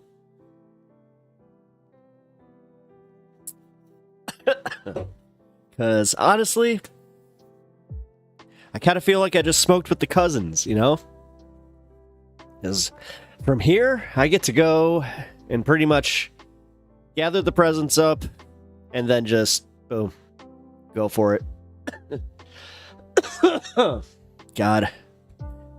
I'm more than likely going to be coming back with some stories because this will be the fun one. The father-in-law, the sister-in-law, the brother-in-law. Oh boy. Oh, yes. Arcadian, cheers. And also, yeah, I hope you enjoyed me really sucking at Marvel Rivals, because it seems like Wolverine's my guy. I hate to say, like, out of everybody that I've been playing, I played the one, like, I chose the one that nobody wanted, but then I'm like, yeah, screw it, I'll get good with them. Although I want to try Groot. Groot seems pretty cool. Went to go and try Jeff for my first time, and he was taken. I think all the healers have a little bit of a learning curve, though, so we'll see. Number 145 is the minimum suggested. What? What? Wait, what? You need to call the butcher and get answers from the source. Wait, okay, so 145 is the minimum suggested temp for pork.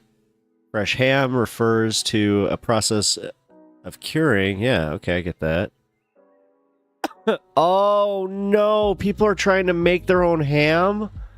Oh no. Oh.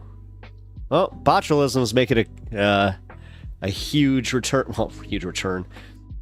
It's gonna be a a lot of botulism in the ER this coming season if people are practicing that. Ooh.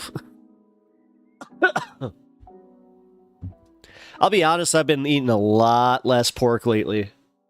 Specifically just because, yeah, they are just so smart. So eating pigs is just kind of, I don't know, man. But not entirely out of my diet. Like, actually, last night I had to have pulled pork. So, as I'm literally like, yeah, totally lowering my pork intake. Guess what I had for dinner? But it was the first time in a long time, though. Long time, so. And I didn't feel great this morning. I think that might have played a little bit of a role, so who knows? But, alrighty, guys.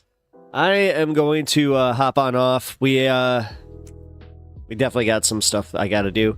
But tomorrow, after all the presents and everything is done, I'm going to hop on and see how your Christmas was. Maybe watch some videos, listen to some music, just have a good old time. So, hope you guys can join. That'll be fun. So, everybody on Twitch, I appreciate you guys popping on. Yeah, Arcadian, peace. I was, actually, yeah, I'll hit you up tomorrow.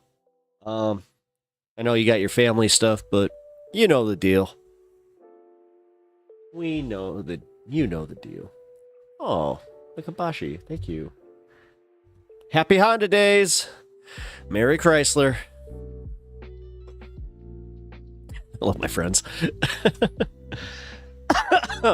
Yeah, anybody on YouTube. I'm going to be on tomorrow, probably around like noon, 1 o'clock, similar to something today. So, Bloodstone by Stars later. Merry Christmas. Yes. And you're, oh, hey, Mikabashi. Thank you for following. I really appreciate it. And the puppy. It looks like a puppy. I hope it's a puppy. But, yes. Merry Christmas, guys. And, I will catch you tomorrow. All right? So, be safe. And also, don't kill it, don't let your family get to you. I know how it goes. So, alrighty. I'll catch you guys. Oh, wait a minute. We actually just got a new viewer. I feel bad just dipping out when somebody's like, hey, I'm going to pop on in. Also, here, I did want to do this for you guys real quick.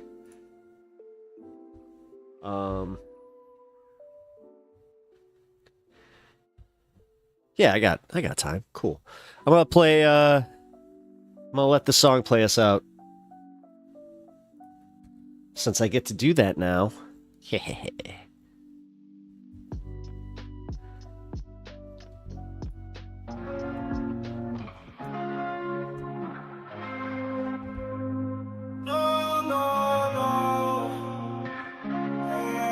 Alrighty.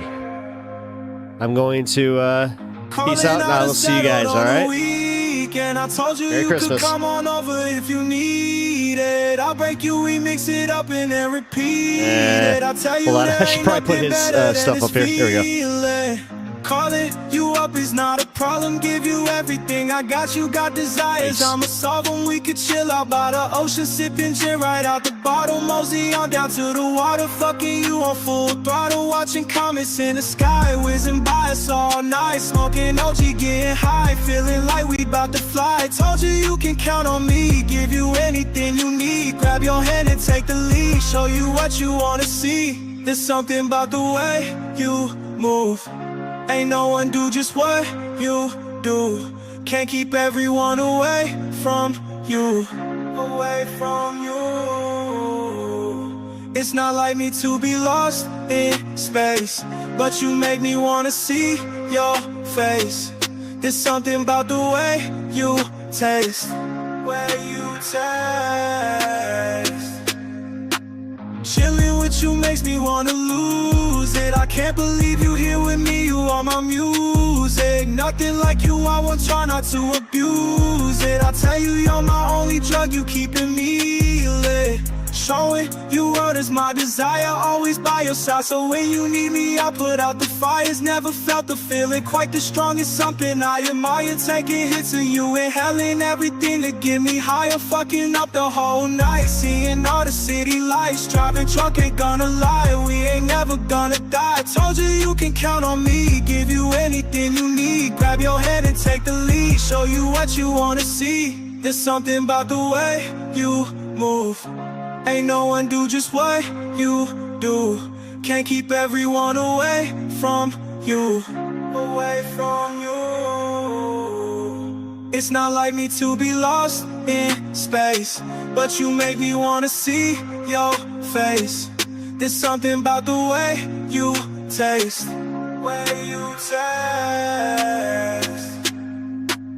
Calling on a settled on a weekend. I told you you could come on over if you need it. I'll break you, we mix it up and then repeat it. I'll tell you there ain't nothing better than this feeling. Calling you up is not a problem. Give you everything. I got you, got desires. I'ma solve them. We could chill out by the ocean, sipping gin right out the bottle. Mosey on down to the water, fucking you on full throttle. Watching comets in the sky, whizzing by us all night. Smoking OG, getting high, feeling like we about to fly. Told you you can count on me, give you anything you need. Grab your hand and take the lead, show you what you wanna see. There's something about the way you move. Ain't no one do just what you do. Can't keep everyone away from you. Away from you. It's not like me to be lost in space, but you make me wanna see your face. There's something about the way you taste.